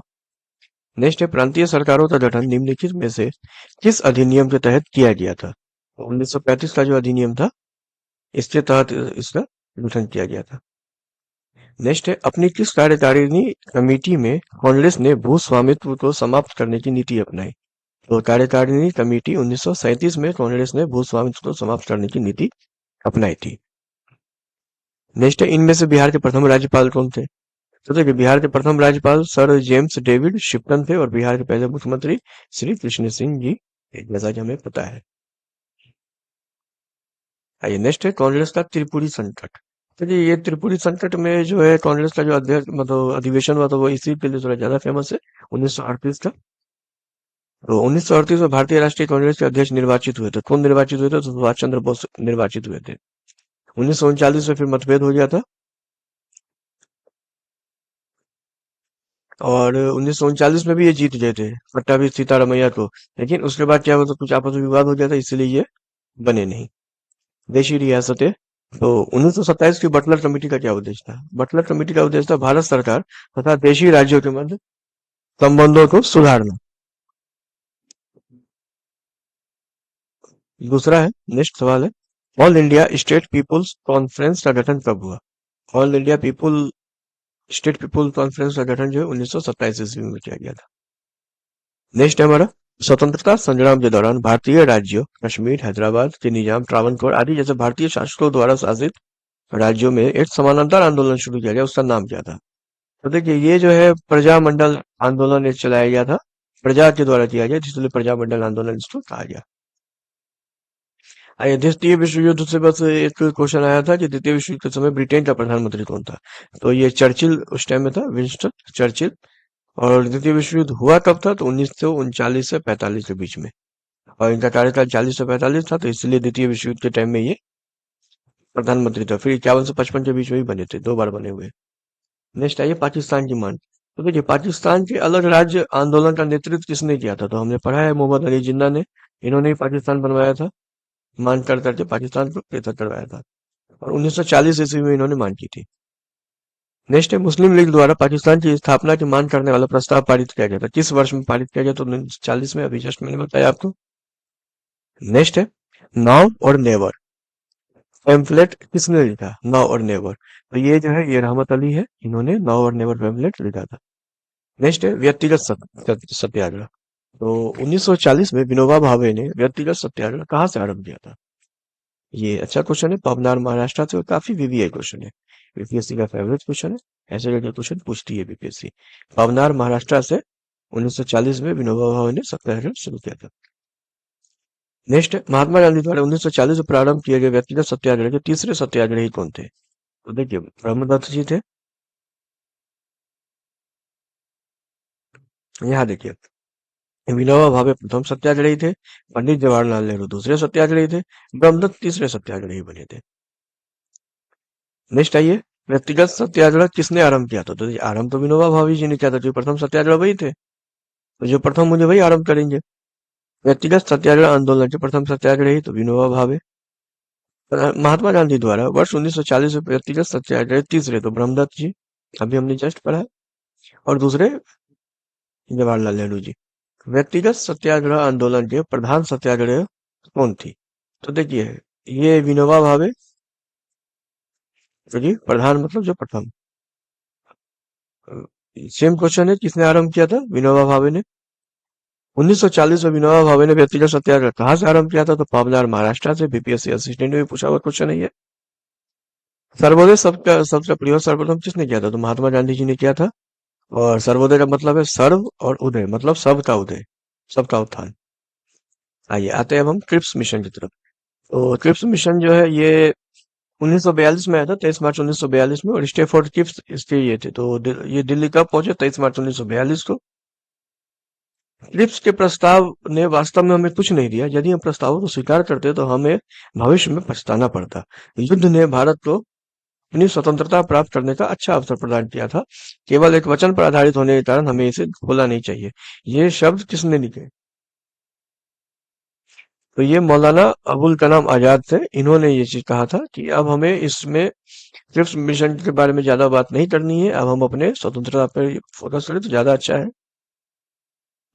इसकी दृष्टि में क्रिप्स प्रस्ताव एक टूटते हुए बैंक के नाम एक उत्तर दिनांकित चेक था, पोस्ट डेटेड चेक। ये जो है जवाहरलाल नेहरू जी ने कहा था, ये क्वेश्चन काफी भी आई है, बहुत बार पूछा हुआ है कि पोस्ट डेटेड चेक किसने कहा था क्रिप्स मिशन को? तो क्रिप्स का जो प्रस्ताव था उसको जवाहरलाल नेहरू जी ने पोस्ट डेटेड चेक कहा था। आइए नेक्स्ट आते हैं भारत छोड़ो आंदोलन। तो भारत छोड़ो आंदोलन जो है 9 अगस्त 1942 को प्रारंभ हुआ। इसका कोई एक नेता नहीं थे इसमें, चूंकि जब प्रारंभ हुआ उसके बाद ही जो है अगले दिन क्या किया गया कि जितने भी कांग्रेस के बड़े बड़े नेता थे सबको अंदर कर दिया गया, जेल में रख दिया। और इसके बाद ये नॉर्मल पब्लिक के द्वारा चलाया गया, इसीलिए कभी भी इसमें पूछा जाता है भारत छोड़ो आंदोलन का नेतृत्व किसने किया। इसका नेतृत्व किसी ने नहीं किया था।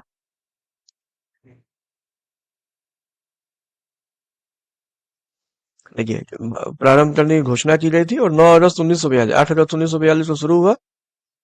सॉरी, आंदोलन आरंभ हुआ 9 अगस्त 1942, 8 अगस्त को घोषणा की गई थी।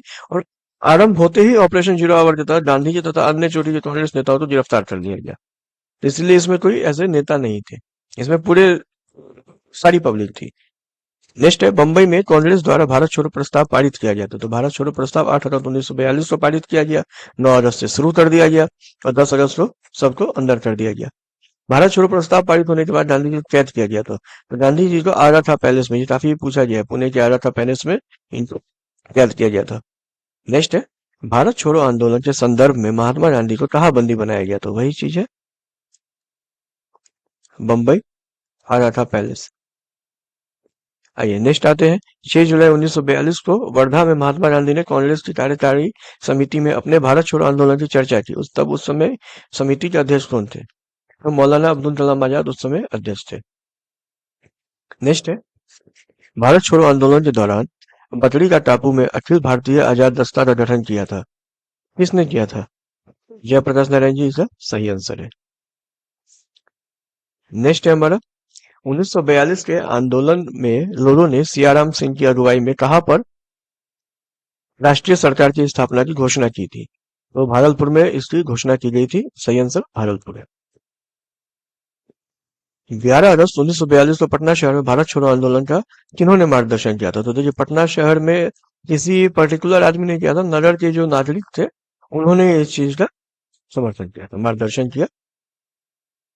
भारत छोड़ो आंदोलन का नेतृत्व किया था, देखिए यही पे क्वेश्चन है कि नेतृत्व किया था, तो किसी ने नहीं किया था। वही मैंने आपको बताया ना, ये सबको जब गिरफ्तार कर दिया गया तो इसका नेता तो कोई नहीं हुआ। चलिए नेक्स्ट आते हैं, करो या मरो तो समझ किस आंदोलन से? तो ये जो है भारत छोड़ो आंदोलन था और ये नारा गांधी जी ने दिया था।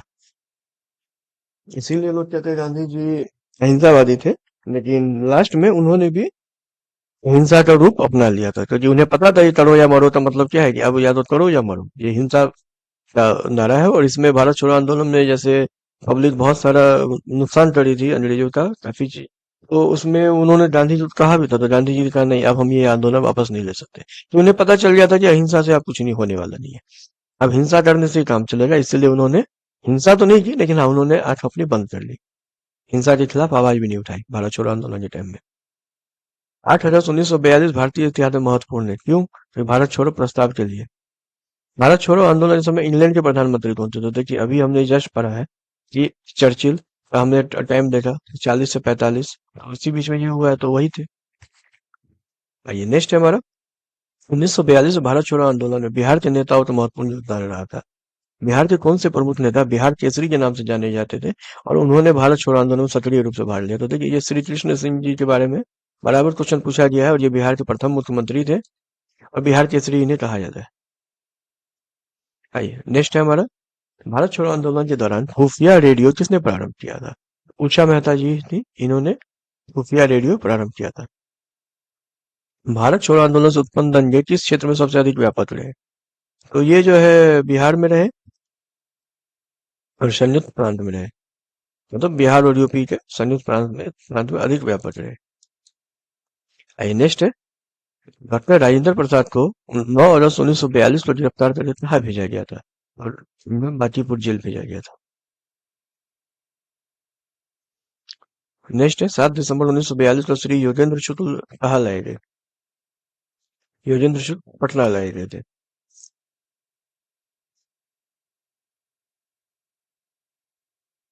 नेक्स्ट है, 1942 ईस्वी में किस त्योहार के अवसर पर जयप्रकाश नारायण हजारीबाग जेल से निकल गए थे? तो ये दीपावली का टाइम था जब वो जेल से भाग गए थे। नेक्स्ट है, भारत छोड़ो आंदोलन के दौरान इनमें से कौन हजारीबाग जेल से फरार हुआ? अभी हमने जस्ट पढ़ा है, जयप्रकाश नारायण जी दिवाली के टाइम में वहां से फरार हो गए थे। 9 अगस्त 1942 को जिन दो नेताओं को गिरफ्तार किया गया था वे कौन थे? तो देखिए, इसमें जो है वो शिव कुमार और रामानंद जी को गिरफ्तार किया गया था। नेक्स्ट सवाल है, महात्मा गांधी तथा उनके सहयोगियों की 1942 में हुई धरपकड़ से बिहार में बहुत दंगे हुए। इसमें रेल सेवा पूर्ण रूप से ठप हो गई, जिसमें अधिकतम प्रभावित जिला था तो ये पटना ही था। पटना जिला सबसे ज्यादा इसमें प्रभावित हुआ था। नेक्स्ट है, जयप्रकाश नारायण को राष्ट्रीय स्तर के नेता की पहचान उस संदर्भ में मिली। तो भारत छोड़ो आंदोलन के दौरान ही इन्हें एक बड़े नेता की पहचान मिली, तो इसमें ये काफी एक्टिव रहे थे। आइए नेक्स्ट है हमारा, आजाद दस्ता बिहार में किस आंदोलन के दौरान सक्रिय रहा? तो आजाद दस्ता जो है वो छोड़ो आंदोलन के दौरान ही सक्रिय रहा था। नेक्स्ट सवाल है हमारा कि यहाँ पे दो स्टेटमेंट दिए गए हैं। तो राष्ट्रीय स्वयंसेवक संघ 1942 के भारत छोड़ो आंदोलन से पृथक रहा। इसका विचार था कि इस आंदोलन से भारत की स्वतंत्रता में देर होगी। ये जो है ये एक तो सही है, लेकिन दूसरा जो है कि देर होगी ये कारण नहीं था इसका। इसने कोई आंदोलन में भाग नहीं लिया था इसीलिए। ये नेक्स्ट है, जगत नारायण लाल को किस जेल में भेजा गया था? तो जगत नारायण लाल जी को बांकीपुर जेल में भेजा गया था और राजेंद्र प्रसाद जी को भी वहीं पे भेजा गया था। आइए, श्री जगत नारायण लाल की पत्नी कौन थी? तो राम प्यारी। जगत नारायण जी की पत्नी राम प्यारी। और नेक्स्ट सवाल है, बलदेव सहाय ने महाअधिवक्ता के पद से त्याग पत्र कब दिया था? तो 1942 में भारत छोड़ो आंदोलन के टाइम में ही इन्होंने महाधिवक्ता के पद से त्याग पत्र दे दिया था। सच्चिदानंद सिन्हा किसके साथ जुड़े थे? तो सच्चिदानंद सिन्हा जी भारत छोड़ो आंदोलन से जुड़े हुए थे। आइए नेक्स्ट आते हैं, सुभाष चंद्र बोस और आजाद हिंद फौज की। तो ये फॉरवर्ड ब्लॉक की स्थापना किसने की थी? तो सुभाष चंद्र बोस जी ने की थी फॉरवर्ड ब्लॉक की स्थापना। तो वो क्या था कि 1938 में हरिपुरा और वर्ष 1939 में त्रिपुरी से कांग्रेस के अध्यक्ष बने थे। नहीं, 1938 में तो बने थे नहीं, 1939 में उन्होंने बाद में इस्तीफा दे दिया था और तब उन्होंने फॉरवर्ड ब्लॉक की स्थापना की थी। तो यहाँ पे क्या था कि थोड़ा मतभेद हो गया था। पट्टाभी सितारामैया को हरा के इन्होंने ये बने थे, लेकिन वहां पे कुछ लोग इन्हें नहीं चाह रहे थे, इस वजह से इन्होंने बाद में इस्तीफा दे दिया था। सुभाष चंद्र बोस के नाम के पहले सम्मान सूचक नेताजी किस देश में जोड़ा गया था? तो ये जर्मनी में इनके नाम में नेताजी जोड़ा गया था। नेक्स्ट है फॉरवर्ड ब्लॉक, तो ये सुभाष चंद्र बोस द्वारा स्थापित किया गया। इसके बाद है, किस घटना ने ब्रिटिश प्रधानमंत्री क्लीमेंट एटली को सदमा पहुंचाया और जिसने घोषणा की कि ब्रिटिश साम्राज्यवाद की इमारत को एक बड़ा झटका लगा? तो ये जो घटना थी ये आजाद हिंद फौज का सैन्य अभियान और शाही भारतीय जन सेना का विद्रोह था। नेक्स्ट है, भारतीय राष्ट्रीय सेना आईएनए की स्थापना किस वर्ष की गई थी? तो 1942 में की गई थी आईएनए की स्थापना। अगला सवाल है, इनमें से 1945 से 46 में दिल्ली में हुए आईएनए के मुकदमों के पक्ष में पेश हुए वकील कौन थे? तो ये भूलाभाई देसाई थे। नेक्स्ट है, वर्ष 1943 में आजाद हिंद फौज अस्तित्व में आई, कहाँ पे आई थी? तो तत्कालीन मलय में। नेक्स्ट सवाल है, 1943 में आजाद हिंद फौज अस्तित्व में आई, तो वो ये तो वही सिंगापुर।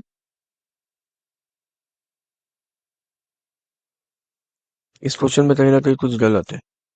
तो ये सिंगापुर थी ब्रिटिश मलय का अंत था, तो यहाँ भी उस चीज को दिया जाए मलाया में, इसीलिए इसको काट दिया जाए तो सिंगापुर कर दिया जाए। आइए नेक्स्ट आते हैं, आजाद हिंद सरकार के निर्माण की घोषणा जो है वो कब की गई थी? तो इसका जो सही आंसर है वो 21 अक्टूबर 1945 को की गई थी। नेक्स्ट सवाल है, आईएनए किसके दिमाग की उपज थी और किसने इसकी स्थापना की थी? तो डॉक्टर मोहन सिंह जी की दिमाग की उपज थी और इन्होंने ही इसकी स्थापना की थी। नेक्स्ट है, निम्नलिखित व्यक्तियों में से किसने वर्ष 1943 में सुभाष चंद्र बोस को सिंगापुर में आईएनए बनाने में सहायता की? तो इसका सही आंसर है जनरल मोहन सिंह। नेक्स्ट है हमारा, भारतीय राष्ट्रीय सेना के संस्थापक कौन थे? आईएनए के संस्थापक तो अभी हमने जस्ट पढ़ा है मोहन सिंह। नेक्स्ट सवाल है, अखिल भारतीय फॉरवर्ड ब्लॉक की स्थापना के लिए सुभाष चंद्र बोस से कौन जुड़े और आईएनए के आंदोलन के साथ भी जुड़े रहे? तो ये शीलभद्र याजी है, इन्होंने इस चीज में काफी महत्वपूर्ण योगदान दिया है। नेक्स्ट है, सुभाष चंद्र बोस ने निकोबार द्वीप को नया नाम दिया था, क्या नाम दिया था? तो स्वराज द्वीप नाम दिया था इन्होंने। आइए नेक्स्ट है हमारा, इनमें से वर्ष 1945 से 46 में दिल्ली में हुए आईएनए के मुकदमों के पक्ष में पेश हुए वकील कौन थे? तो भूलाभाई देसाई, अभी हमने जस्ट पढ़ा है इस चीज को। नेक्स्ट है हमारा, इलाहाबाद में संपन्न कांग्रेस कार्यकारिणी समिति की बैठक में निम्नलिखित सदस्यों में से एक सदस्य भारत के नाजीवाद, फासीवाद, साम्राज्यवाद विरोधी निश्चित रूप के कारण जापान के विरुद्ध गुरिल्ला युद्ध की अपनी योजना के पक्ष में बहुमत जुटाने में सक्षम हुए थे। ये जो है ये जवाहरलाल नेहरू जी थे। इन्होंने मतलब जापान की जो टेक्निक थी उसके पक्ष में अपना बहुमत जुटाया था। आइए नेक्स्ट है हमारा कैबिनेट मिशन योजना। तो कैबिनेट मिशन किसके लिए भारत भेजा गया था? तो एक राष्ट्रीय सरकार की स्थापना के लिए, सत्ता के हस्तांतरण के लिए, एक संवैधानिक व्यवस्था तैयार करने के लिए और पाकिस्तान के लिए जिन्ना की मान के ब्यूरो पर काम करने के लिए। तो देखिए ये मेन सत्ता के हस्तांतरण से रिलेटेड था कि हम एक संवैधानिक व्यवस्था तैयार कर रहे हैं। तो जो कि मतलब यहाँ की तरफ से कहा गया नहीं हमें नहीं मंजूर है, क्योंकि अब आपकी संवैधानिक व्यवस्था हमें क्यों मंजूर होगी? हमें अब आजादी के अलावा कुछ नहीं चाहिए। और ये इसमें क्या था कि हम एक संविधान बनाएंगे, इसमें हमारे ये पोस्ट रहेगा, आपको ये देंगे, इस तरह की हमें कोई कोई चीज मंजूर नहीं थी। कैबिनेट मिशन की अध्यक्षता किसके द्वारा की गई थी? तो देखिए ये जो है सर पी लॉरेंस इनका नाम था, इसके द्वारा की गई थी। अगला सवाल है कैबिनेट मिशन भारत में है। तो कैबिनेट मिशन भारत में कब आया? तो यहाँ पे उसका ऑप्शन एक्चुअली नहीं दिया गया, क्योंकि ये 1946 में भारत आया था। यहाँ से सारे ऑप्शन 1942 है। वो तब क्रिप्स मिशन आया था 1942 में, कैबिनेट मिशन जो 1946 में आया था भारत। इसके दो थे, पैथिक लॉरेंस और स्टेफोर्ड क्रिप्स। आइए इनमें से कौन 1946 में भारत भेजे गए कैबिनेट मिशन का सदस्य नहीं था? अभी हमने जस्ट पढ़ा है कि पैथिक लॉरेंस थे, स्टेफोर्ड क्रिप्स थे और अलेक्जेंडर थे। तो रैमजे मैकडॉलैंड जो है इसके नहीं थे। नेक्स्ट आते हैं इनमें से कौन कैबिनेट मिशन के सदस्य नहीं थे? तो सेम वही क्वेश्चन है, वेवेल नहीं थे। इनमें से कौन कैबिनेट मिशन के सदस्य नहीं थे? जे एंड्रयू नहीं थे। वह कौन सा कांग्रेस अध्यक्ष था जिसने क्रिप्स मिशन व लॉर्ड वेवेल दोनों से वार्ताएं की थी? तो ये अबुल कलाम आजाद थे। इन्होंने दोनों से वार्ताएं की थी, क्योंकि ये दोनों टाइम में कांग्रेस के अध्यक्ष थे उस टाइम में, इसीलिए। आइए नेक्स्ट आते हैं अंतरिम सरकार का गठन। अंतरिम सरकार में वित्त मंत्री कौन थे? तो ये क्वेश्चन काफी बार पूछा गया है। लियाकत अली खान उस टाइम में वित्त मंत्री थे। नेक्स्ट है हम बहुत बड़ी भूल करेंगे यदि हम बिहार की जनता और उनके मंत्रिमंडल के को लीग के नेताओं के हिंसक व असभ्य आक्रमणों के आगे रक्षित छोड़ देंगे। जो वह 1946 में यह बात किसने कही थी? ये जो है ये सरदार वल्लभ भाई पटेल जी ने कही थी। नेक्स्ट है वर्ष 1946 में बनी अंतरिम सरकार में राजेंद्र प्रसाद के पास कौन सा विभाग था? तो राजेंद्र प्रसाद जी के पास में खाद्य एवं कृषि विभाग था। नेक्स्ट है 1946 में बनी अंतरिम सरकार में डॉक्टर राजेंद्र प्रसाद के पास कौन सा विभाग था? तो अभी हमने जस्ट पढ़ा खाद्य एवं कृषि। नेक्स्ट है 1946 में गठित अंतरिम सरकार के मंत्रिमंडल में श्रम विभाग किसे सौंपा गया था? तो श्रम विभाग जो है वो बाबू जगजीवन राम उनको कहते थे। इस तो इन्हें इनके पास में श्रम विभाग था। आइए नेक्स्ट आते हैं राष्ट्रीय अंतरिम सरकार में रियासतों का विभाग किसे दिया गया था? तो सरदार वल्लभ भाई पटेल जी को रियासतों का विभाग दिया गया था। आइए नेक्स्ट है हमारा भारत का विभाजन एवं स्वतंत्रता। तो 20 फरवरी 1947 को इटली ने भारत से ब्रिटिश शासन को कब तक वापस लेने की घोषणा की थी? तो देखिए इसने कहा था कि हम जून 1948 में हम देश को आजाद कर देंगे।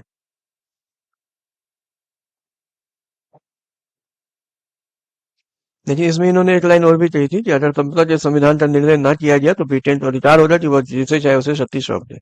तो इस चीज को किसी ने पसंद नहीं किया, वो अंत में मजबूर होकर ये खुद चले गए। इंग्लैंड में लॉर्ड्स के सदन में भारतीय स्वतंत्रता विधेयक कब पारित हुआ? तो ये 16 जुलाई 1947 को पारित हुआ था। नेक्स्ट है इनमें से किसने 1947 में भारत और पाकिस्तान के बीच अंतरराष्ट्रीय सीमाएं खींचने के लिए स्थापित की गई दो सीमा आयोग का नेतृत्व किया? तो देखिए ये रेड क्लिफ लाइन जो कहते हैं भारत और पाकिस्तान के बीच की लाइन को क्या कहते हैं? तो रेड क्लिफ लाइन। तो ये इसीलिए क्योंकि सिर्फ रेड क्लिफ ने ही इस चीज का नेतृत्व किया था, इन्हीं के नाम पे ये पड़ा हुआ है। नेक्स्ट आते हैं कि राज्य विभाग की स्थापना किसकी अध्यक्षता में की गई थी? तो राज्य विभाग विभाग की स्थापना सरदार वल्लभ भाई पटेल की स्थापना में की अध्यक्षता में की गई थी। किसने 1921 में पहली बार पूर्ण स्वतंत्रता के मान को उठाया था? तो देखिए मौलाना हजरत मोहानी जी ने 1921 में उठाया था इस मान को। लेकिन यहाँ पे एक बात आती है कि ये जब जून 1948 का टाइम दिया गया था तो ये हमारा देश 15 अगस्त 1947 को क्यों आजाद हो गया? तो ये इसलिए आजाद हो गया था क्योंकि देखिए अंग्रेज क्या चाहते थे हमसे? वो तो यहाँ पे प्रॉफिट लेने के लिए आए थे। हम पे राज करना तो उनका मोटिव नहीं था। उनका मोटिव था हम पे राज करते हुए जो भी यहाँ से ज्यादा प्रॉफिट कमाए। तो जब दंगे हो गए, जब ज्यादातर विरोध हो रहा है, इसमें क्या था उनका प्रॉफिट जा रहा था। उनके खजानों में कोई आग लगा देता है तो कई खजाने लूट रहे हैं, कहीं कुछ हो रहा है। तो इससे क्या था उन्हें प्रॉफिट तो नहीं हो रहा था, उल्टे उनका नुकसान हो रहा था। तो उन्होंने कहा कि नहीं जून 1948 तक अब हम वेट नहीं कर सकते, आप छोड़ दो, अब इन्हें आजादी दे दो, अब हम लोग यहाँ से चले जाए तो वो ज्यादा बेहतर है। तो जब प्रॉफिट ही नहीं रहेगा तो क्या करेंगे हम रह के? अगर किसी कोई आदमी कोई दुकान खोला है और दुकान में प्रॉफिट नहीं है, और वो सोचेगा कि इस साल में चलाओ और दुकान में प्रॉफिट नहीं है, तो ये भी हो सकता है वो 6 महीने पहले बंद कर दे। यहाँ भी कुछ ऐसी बात हुई थी। विरोध जो था, विरोध काफी बड़ा रूप ले चुका था। इस वजह से अंग्रेजों ने आजादी दे दी। अंग्रेज एक्चुअली भाग गए थे, उनके पास और कोई विकल्प नहीं था। आइए नेक्स्ट आते हैं, भारत के विभाजन के समय भारतीय राष्ट्रीय कांग्रेस का अध्यक्ष कौन था? तो ये जेबी कृपलानी जी थे इसके अध्यक्ष। नेक्स्ट है, वर्ष 1947 के भारतीय राष्ट्रीय कांग्रेस के दिल्ली अधिवेशन की अध्यक्षता किसने की थी? तो जेबी कृपलानी जी थे। अंग्रेजों द्वारा भारतीयों को वर्ष 1947 में सत्ता हस्तांतरित किए जाने के समय कांग्रेस अध्यक्ष कौन था? तो ये जेबी कृपलानी थे। ये काफी इंपॉर्टेंट है क्योंकि आजादी का साल है ये। सेम क्वेश्चन फिर तो पूछा गया, जेबी कृपलानी इसका आंसर है। आइए नेक्स्ट आइए, इसमें फिर वही क्वेश्चन है, इसलिए जल्दी जल्दी आगे बढ़ेंगे। भारत की आजादी के समय ब्रिटेन में राजनीतिक पार्टियों में कौन सी पार्टी सत्ता में थी? तो उस टाइम में लेबर पार्टी थी, वो उस टाइम में सत्ता में थी। सीडीपीओ का क्वेश्चन है, बीपीएससी के लिए बहुत फेवरेट टॉपिक रहता है ये।